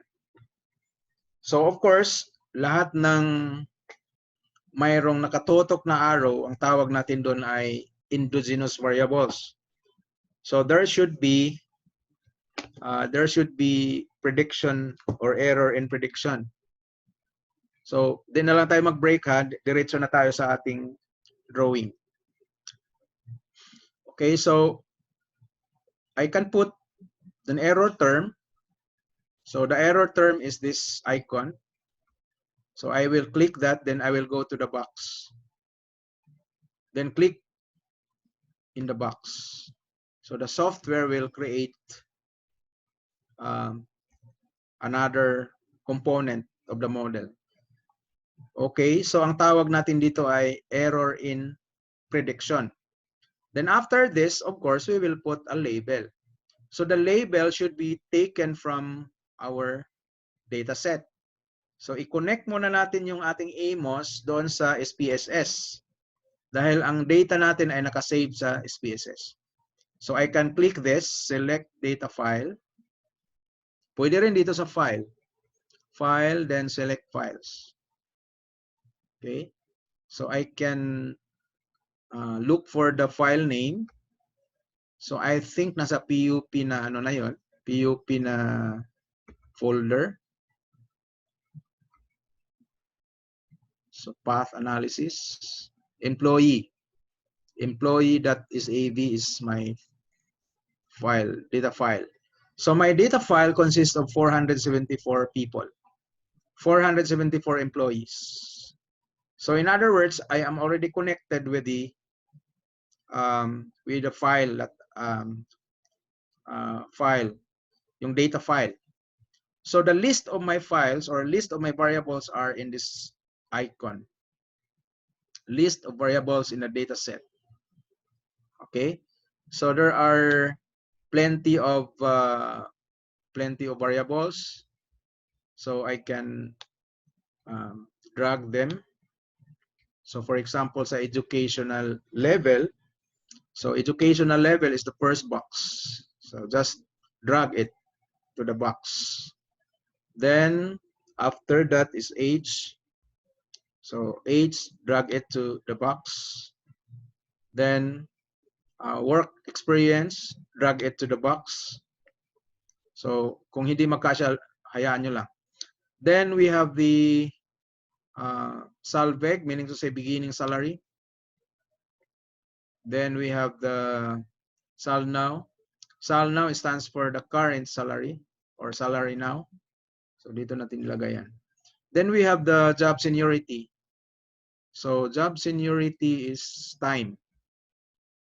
So this is the number of months since the employee was hired by the company. Time. Okay?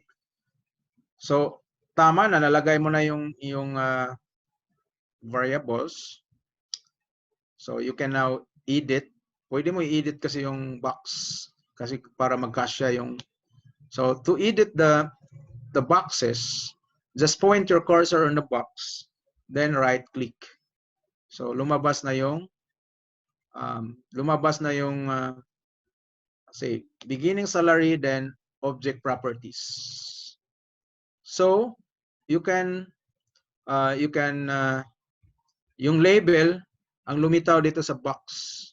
Pero yung variable name, yan ang pinaka-importante. Do not edit this portion because this is the variable name appeared in the SPSS file. Pero yung variable label, pwede mong i-modify. Pwede mong sabihin na beginning salary. Yan. Para magkasya. So current salary, pwede mong i-modify current salary. Yan. Kasya na. So job seniority also can be modified. Do not modify variable name. You can modify the variable label. Okay, so work experience also. Work experience, you can modify it. Yeah.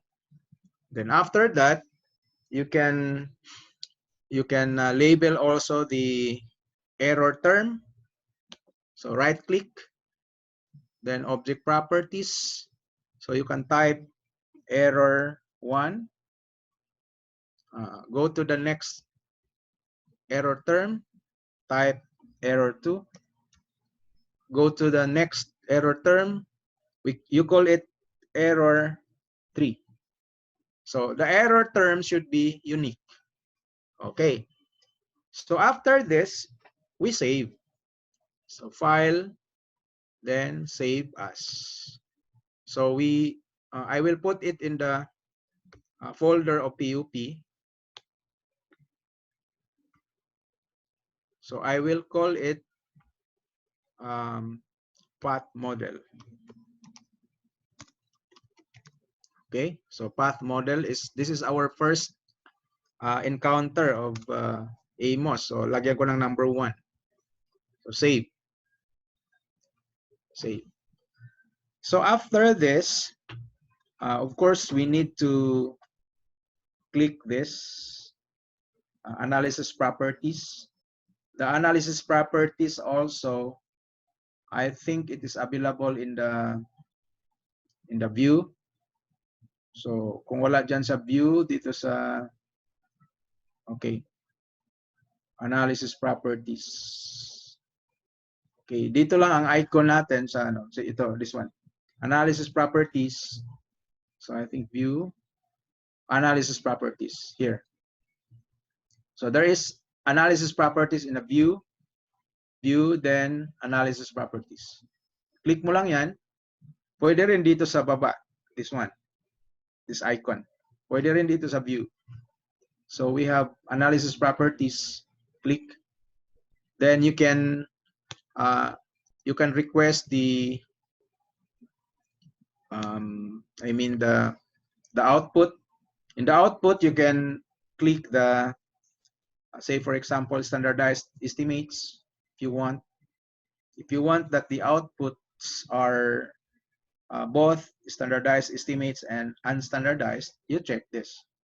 Then I will check also the modification index. I will discuss later the modification index. So kung gusto mo ng mediation analysis, nandyan na yung indirect, direct, total effects. Dito lang yan sa output. Then after that, we can now close this one. Then after that, we can save again. So file, then save. Then we are now ready for the computation. Before the computation, by the way, we need to put the chi-square, the value of chi-square, the value of b, di ba? So title, lagyan natin ng title. Just click title, then go to the drawing canvas. Click somewhere in the drawing canvas. So click, so you can type chi-square. So the formula for chi-square is backslash, then C mean. C mean meaning to say minimum chi-square. Then you can put the degrees of freedom para i-compute ng software. So degrees of freedom equals backslash df, comma, then p-value equals backslash degrees of backslash then p. So this command tells AMOS to execute this and compute the value of chi-square. Compute the value of degrees of freedom, compute the value of p. So mayroon kang backslash cmin, backslash df, backslash p. So if you add more, for example, root mean square error approximation equals backslash root mean square error approximation. So it can be, hindi naman siya sensitive. So hindi naman siya case sensitive. So pwede siyang caps lock, pwede siyang small letters. So pwede kang mag-request ng GFI equals backslash GFI. So sabi ko, hindi siya case sensitive, pwede siyang small letters. Tapos pwede ka mag-request ng CFI.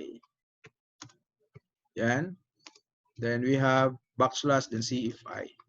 So hanggang dyan lang. Tapos you can align it at the left side. Okay. Then click OK. So this chi-square is movable. So you can utilize this cart kung gusto mong i-move. Di ba? Nag-move siya. Kahit saan mo gusto ilagay.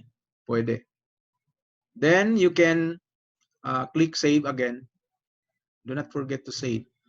Then after that, you are ready for the computation. So for the computation, ang gagawin lang natin ay utusan lang natin ang software na mag-compute siya. So we can click, say for example, this one, calculate estimates. Mayroong icon dito na calculate estimates. Then you can also click analyze, then calculate estimates. So the icons at the left, most of them are also available in the menu. So for example, analyze, then calculate estimates. Click mo lang.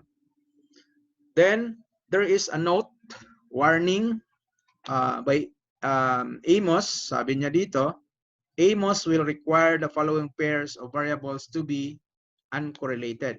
So ibig sabihin, during the computation, the Amos assumes that these three variables are not correlated. Yan yung ibig sabihin dito. So if you think that your framework does not, hindi sinabi na ganyan correlated sila, so you can proceed with the analysis. Okay? So in just a matter of seconds, tapos na ang computation, nagiging red na itong arrow. So just click. So here they are, the outputs. So we have two types of output, the standardized and the unstandardized. So the standardized, of course, ang concept nito is that the variables, the values of the variables were transformed first from raw data to standard scores. So standard scores meaning the mean is 0 and the standard deviation is 1. Okay? So ang tanong dito, nasaan yung table? So kasi diagram lang yan eh. So there are tables in this text output. View text. Ito, this one.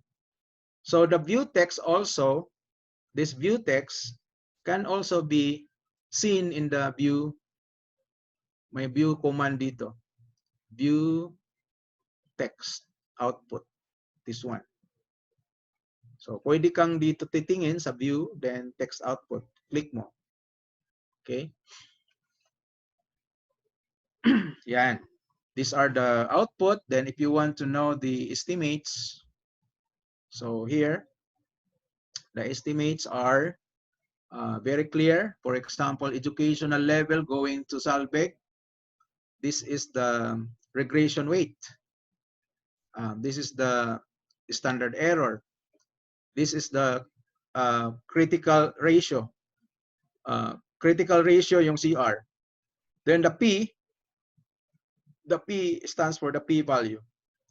The 3 asterisk indicates that the 3 asterisk indicate that the P value is less than 0.001. Okay, very small value of P. Then it's very clear that the path from education to beginning salary is statistically significant. The path from age to Salbeg is statistically significant. So ang non-significant lang ay yung education to time. So education to job seniority ang non-significant. Okay? So sa baba, nandyan na yung standardized coefficients. Okay? Variances also are there. Variance of education, variance of age, nandyan na. Variance of work experience, as well as the variances of the error terms. So napansin nyo yung variance ng E1, ang variance ng E1 napakalaki at saka E2. Kasi ang error term yan eh. So the error term is large, meaning to say there are still other variables that are not included in the model. Okay. So we go back to the diagram. By the way, model fit muna. So the model fit, if you look at the model fit, the model fits also are in the text output. So we have the C mean, minimum chi-square. So the default, which is your model. So the independence model, ito yung the worst model, 1,610 ang chi-square. Yung model natin has a chi-square of 566. Parang nasa gitna siya, di ba? Kasi ang best model is 0, ang worst model is 1,610. So yung 566, at least closer pa rin sa perfect model. But the minimum chi-square is 566, then the p-value is not acceptable. The other values, like for example, root mean square error approximation, di ba kanina as discussed, dapat ito ay less than 0.08 para acceptable. So malaki ito eh. So we cannot accept the model. The other values like GFI, so the GFI in this model is 0.782. So to be acceptable, nasa ano yun eh, 0.95 para acceptable. So ang layo. The AGFI also is not acceptable. So dapat ito ay nasa 0.95 also. So hindi siya acceptable.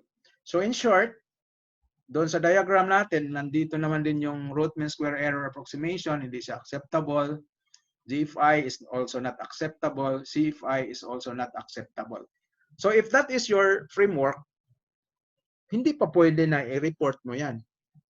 Kasi that the goodness of fit or the fitness of your data and model are not acceptable. Meaning to say, inconsistent yung data mo at saka yung model.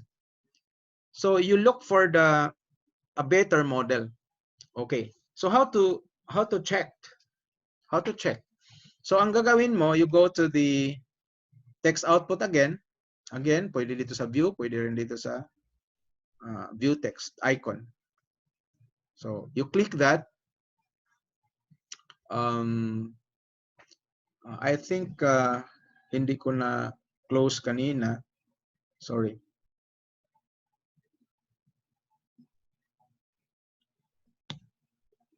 So it should be here. This one. The modification index. So I should look at the modification index because the modification index can tell me or can tell the researcher kung alin ang i-connect. So if for example, covariances, malinaw dyan na it is suggested by the software that work and age should be correlated. Double-headed arrow. If you correlate work and age, the value of chi-square will reduce by 306. So there is a large, di ba kanina 566 yata yon.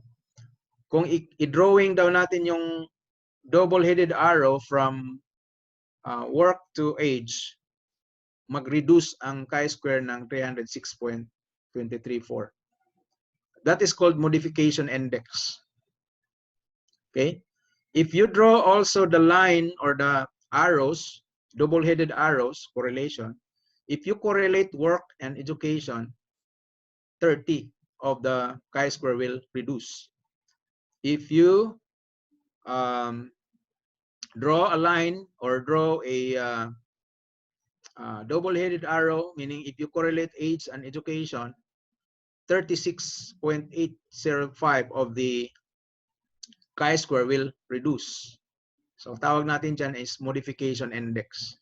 So if you add all this, yan na yung estimated reduction in the value of chi-square. So that is basically 366,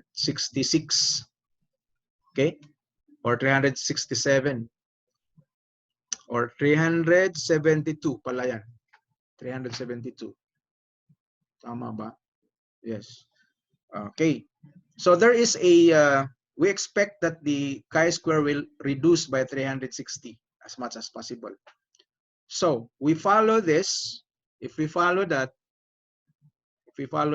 suggestion by Amos, we go back to our Amos, then we need to click this, view the input path model. Yan. Then we click this icon, the draw covariances. Click natin yan because we want to draw double-headed arrow here. That's the suggestion of the software. And if we try to analyze work experience and age, tama naman na correlated yan siya. Kasi as you grow older, your work experience also increases. As you grow older, your education also increases. So correlated yan sila. There is theoretical basis. Then after connecting this, we can recompute. We can do the recomputation or calculation, analyze, then calculate. Okay? Yan. Then nagiging red na, so click mo yung red. So look at the chi-square. The chi-square now has an improvement. Then the GFI also has an improvement, nagiging 97 na. Ang CFI naging 98 na. Pero ang root mean square error approximation still, we need to see further what is the lacking in the model. So yung P mo ay 0 pa rin. So let us see if we can still improve. So we go back to the text output. We click the modification index, this portion. Then there is still suggestion of the software. Yung error term versus the variables, wala na, hindi na yan pwede. Dapat yung mga variables. For example, dito sa regression weights, the suggestion of the software is draw a line from work to salvage. Draw a line from education to now. Okay? So if you draw these two lines, so there is a decrease in the chi-square of approximately 13. Kasi 4.525 plus 8.288. So I think that that would be 13. So tandaan na lang natin, we work, pwede natin i-minimize ito. Yan, para makita natin. So we can also minimize this. So something like that. Okay, so there is an instruction here, work to begin. Work to salvage. So if you modify the model, click mo lang dito. Then we can use the one-headed arrow. Sabi doon sa ating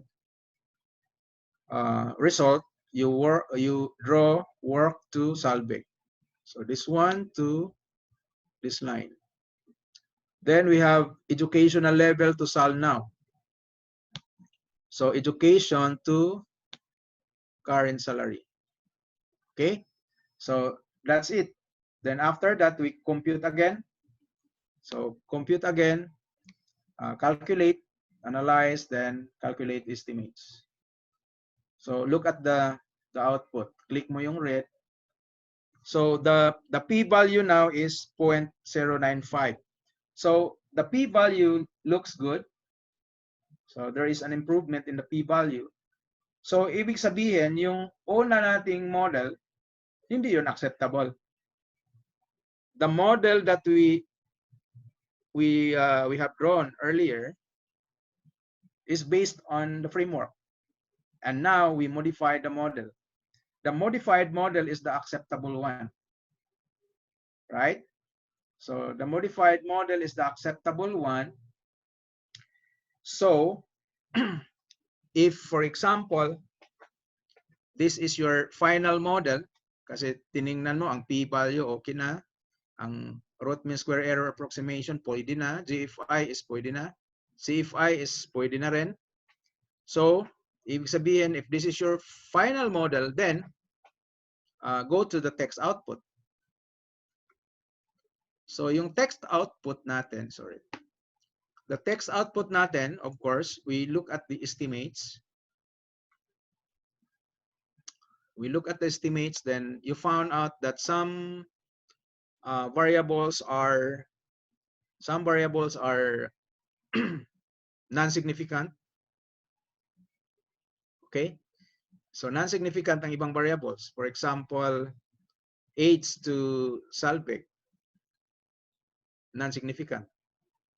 Then the education to time, non-significant din. Then work to time, non-significant din. You have the two options here. First option, pwede mong kulayan yung mga non-significant. For example, ang non-significant dyan ay age to salvage. So age to salvage. This line. So pwede kang pumunta sa path na yan, then right click, then object properties, tapos punta ka sa colors. So pwede mong kulayan yan. For example, ang line, say for example, border color. So pwede mo palitan ng, say for example, red. Pwede mong palitan ng red. O, di ba? Naging red na siya. So pwede mong ganyan gagawin. All non-significant path ay gagawin mong colored. So indicating na hindi siya non-significant path. So there should be no lines from age to beginning salary kasi non-significant siya. Then if you want to click further educational level to time, so education to time. So education to time is this line. So here, so we can change this to red. Dapat consistent ka. Kung gagamit ka ng red, red na throughout. Lahat ng non-significant, red na. Okay, so after that, you have the other line. We have the work to time. So work to time, so this path. So actually, yung work experience to job seniority, yan yung work to time. Okay, so object properties, change the color to red.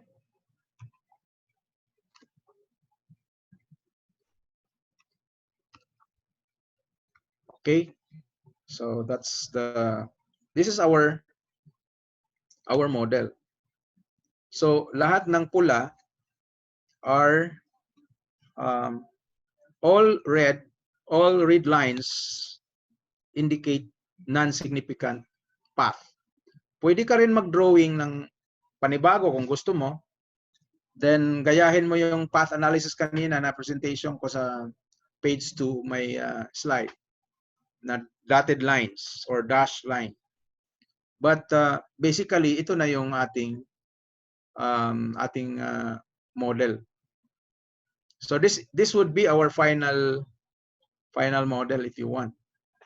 Ibig sabihin, this is the goodness of fit of this model is better than the first one. The first one that I've mentioned is the based on the framework.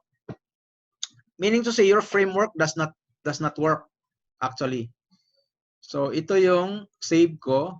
We need to save this, save as, and we call it modified model. So we call it 2B or 1A.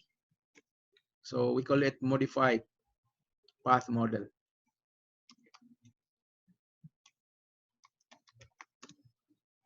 Okay. Yeah. So here, it's very clear that our first model, the first model is also indicated in below. This is our model based on the framework. So we found out that this model is not acceptable because if we do the computation, the goodness of fit are not acceptable. The goodness of fit statistics are not acceptable. But if you, after the modification, so after the modification, yung modified path model, ang final mong model, so this is the acceptable model. So this is the concept of path analysis. So first, you have to show that the path model based on your framework is wrong. You have to show first that you cannot accept this model. You cannot do any interpretation of that because the goodness of fit statistics are not acceptable.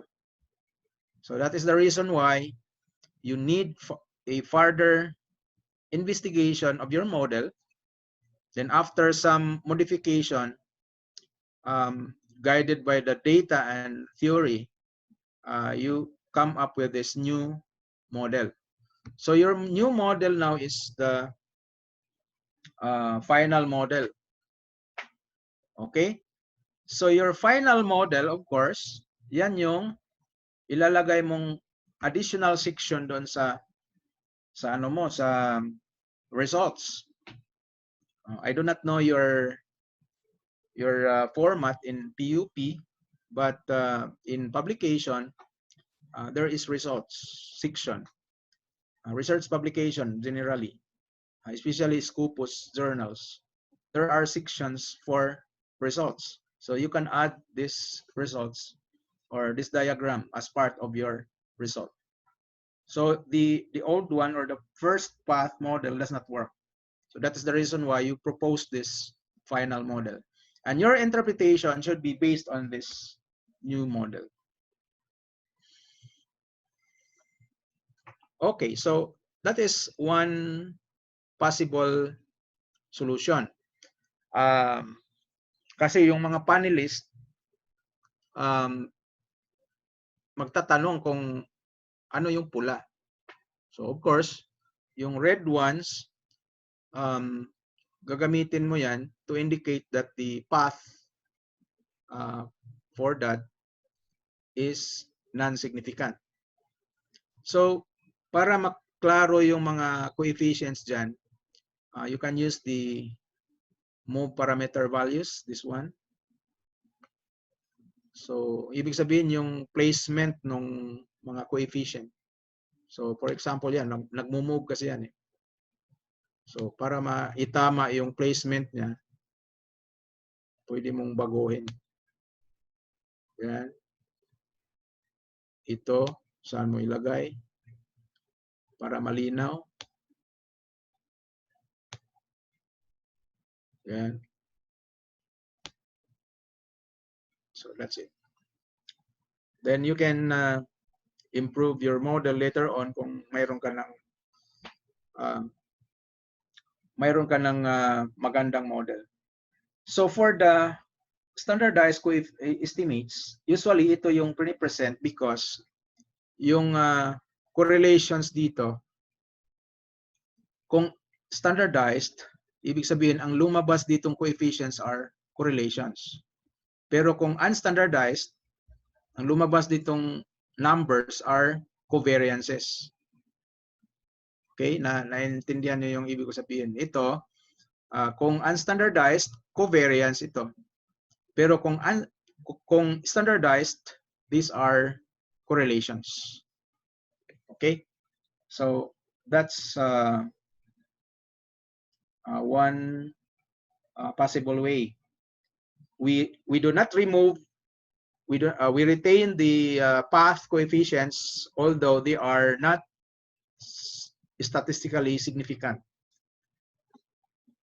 Binigyan lang natin ng kulay to distinguish between significant and non-significant path. So another reason is that yung pula, may possibility na mayroon kang corresponding hypothesis for that. Diba? Kasi halimbawa, kanina, nandyan na yung path ng age to mayroon ng path kanina, yung education to job seniority. Mayroon ng path. So may corresponding hypothesis ka dyan. So wag mo na lang tanggalin. Wag mo na lang tanggalin yung, ibig sabihin, retain all the path regardless of whether they are significant or not. So that's one solution. Kasi magre-react yung mga, kasi minsan ang ibang modeling technique tinatanggal lahat ng non-significant. So mag-save lang ako. Save as. Okay. I will save another one. Modified path model 2. So lagyan ko ng 2 dito. So yung 2 na yan, ibig sabihin remove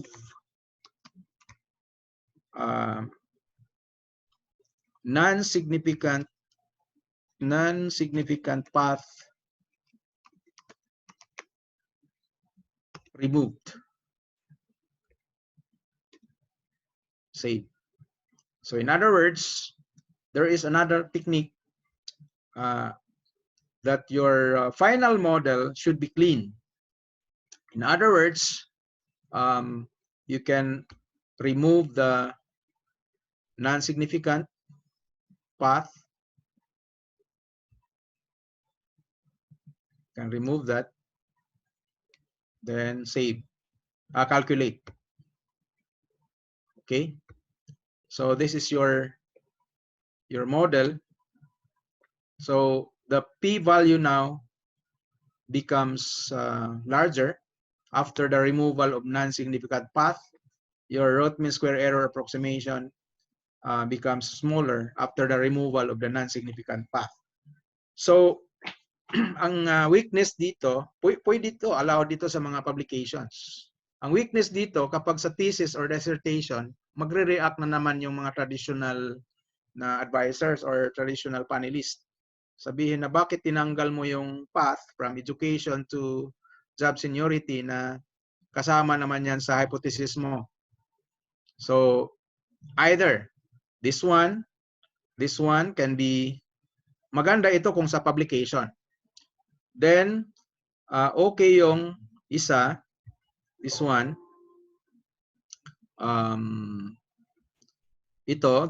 this version, this is good if your panelists in the thesis or dissertations are traditional. Kasi para retain pa rin yung hypothesis mo na walang nawala.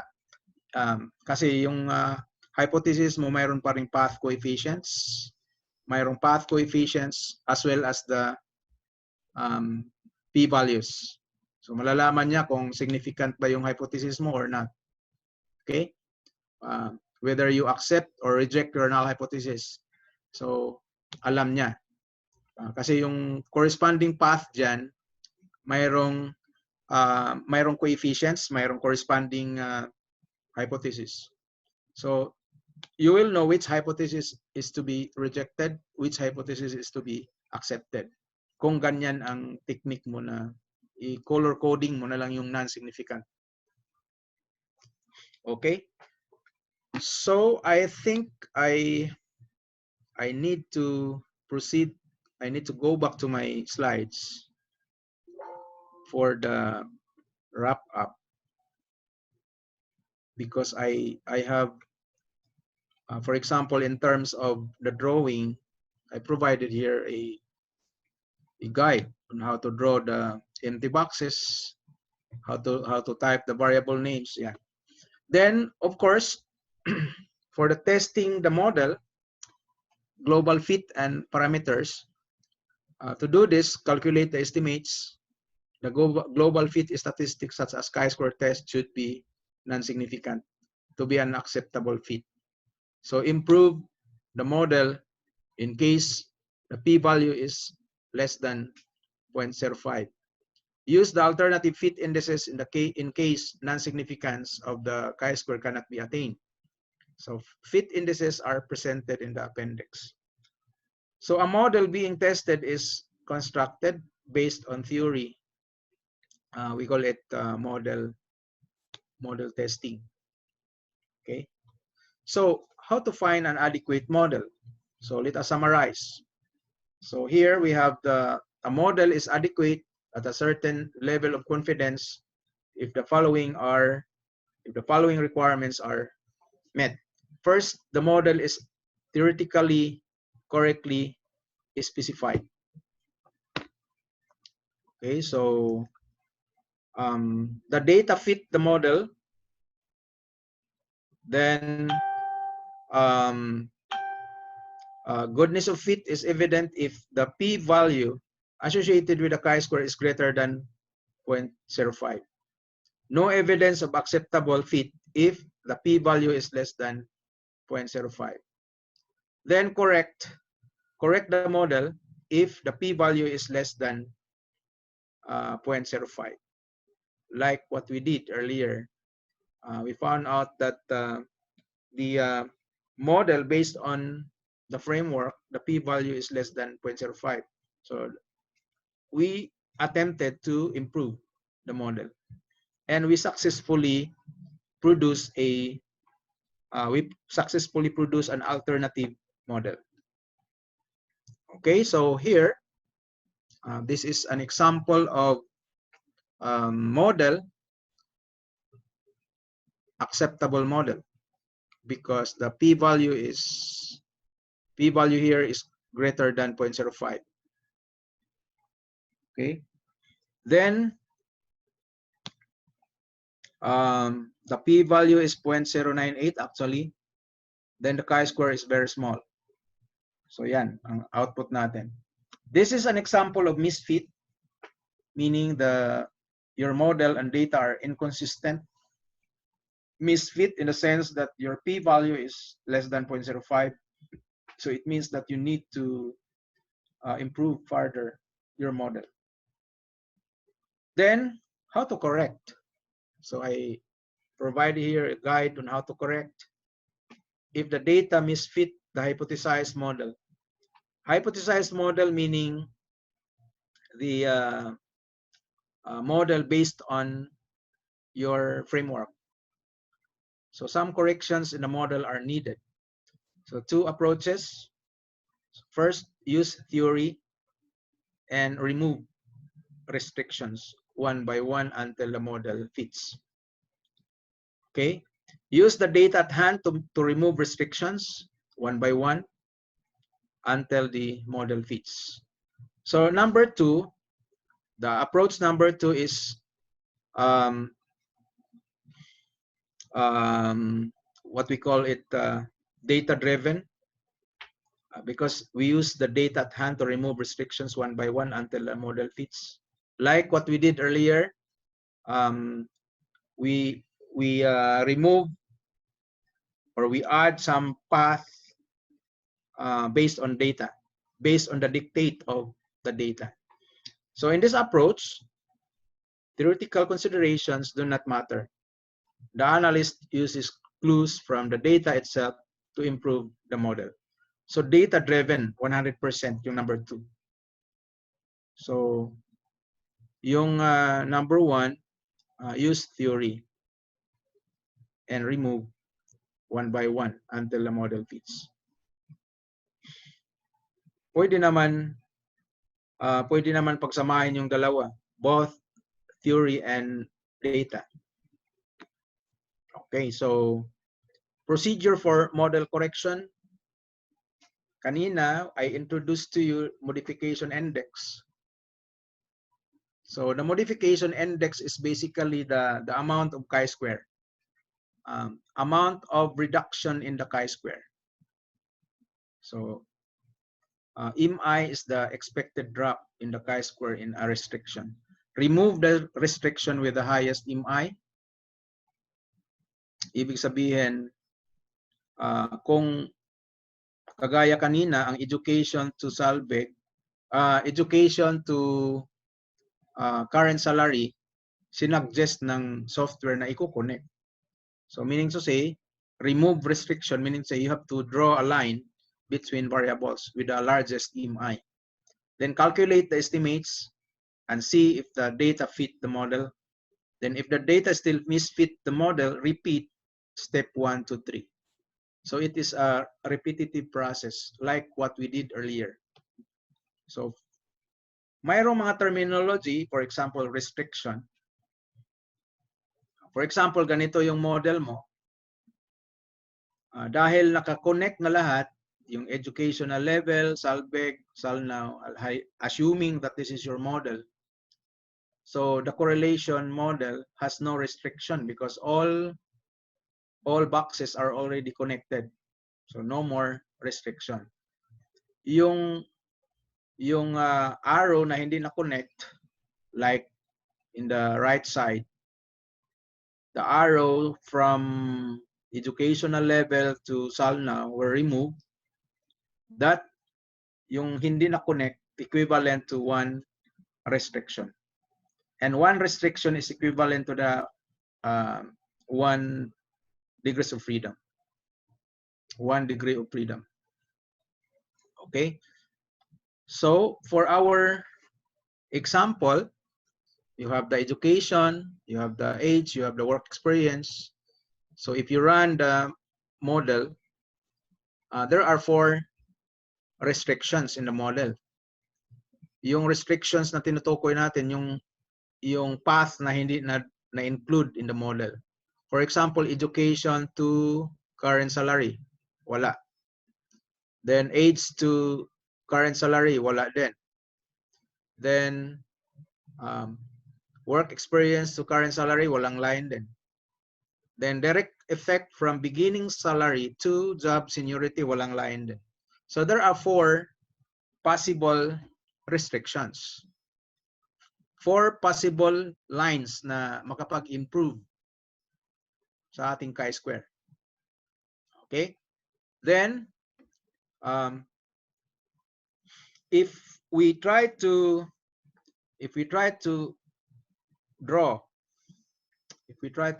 the or we view the modification index, it was suggested that work experience should have a line going to Salnow so that the MI is 41.626. If we draw a line from age to Salnow, the chi-square or the modification index is 43.976. So nakalagay naman dito sa guide ninyo, the largest modification index is for the restriction from age to Salnow. If we include this effect in the model, we expect a drop in chi-square value of 43.97. If this effect is estimated, the parameter to expect to change from 0 to ibig sabihin, kung i-connect mo yung age to Salnow, mag-expect ka na ang parameter ay magiging negative 81.94. So, yun lang yung ibig sabihin ng parameter change. Okay? Now, if we draw the line, so yung nasa taas ay yung original, yung sa baba yan yung ating panibagong model. So, the new model now has a chi-square of 20. Kanina ay 66. So, naging 20 na ngayon dahil na-integrate na natin yung path from age to current salary. Okay? So, and the coefficient now is negative 82.17. Okay? So, closer to the estimated kanina na 81. Okay? However, the model and data are still inconsistent kasi yung p-value natin ay less than 0.05. So, we need to view the modification index again. So, the modification index suggests that you have to draw a line from education to Salnow. So, there would be a change in the chi-square by 8.136. Yun yung ibig sabihin. So ngayon we need to draw a line from education to current salary. So look at the result. So if we draw the line from education going to current salary, the chi-square now becomes 4.650. Okay, so the 4.650, the probability is 0.098.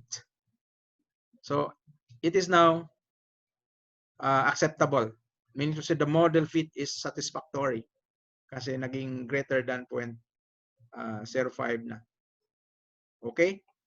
Then, of course, how to trim?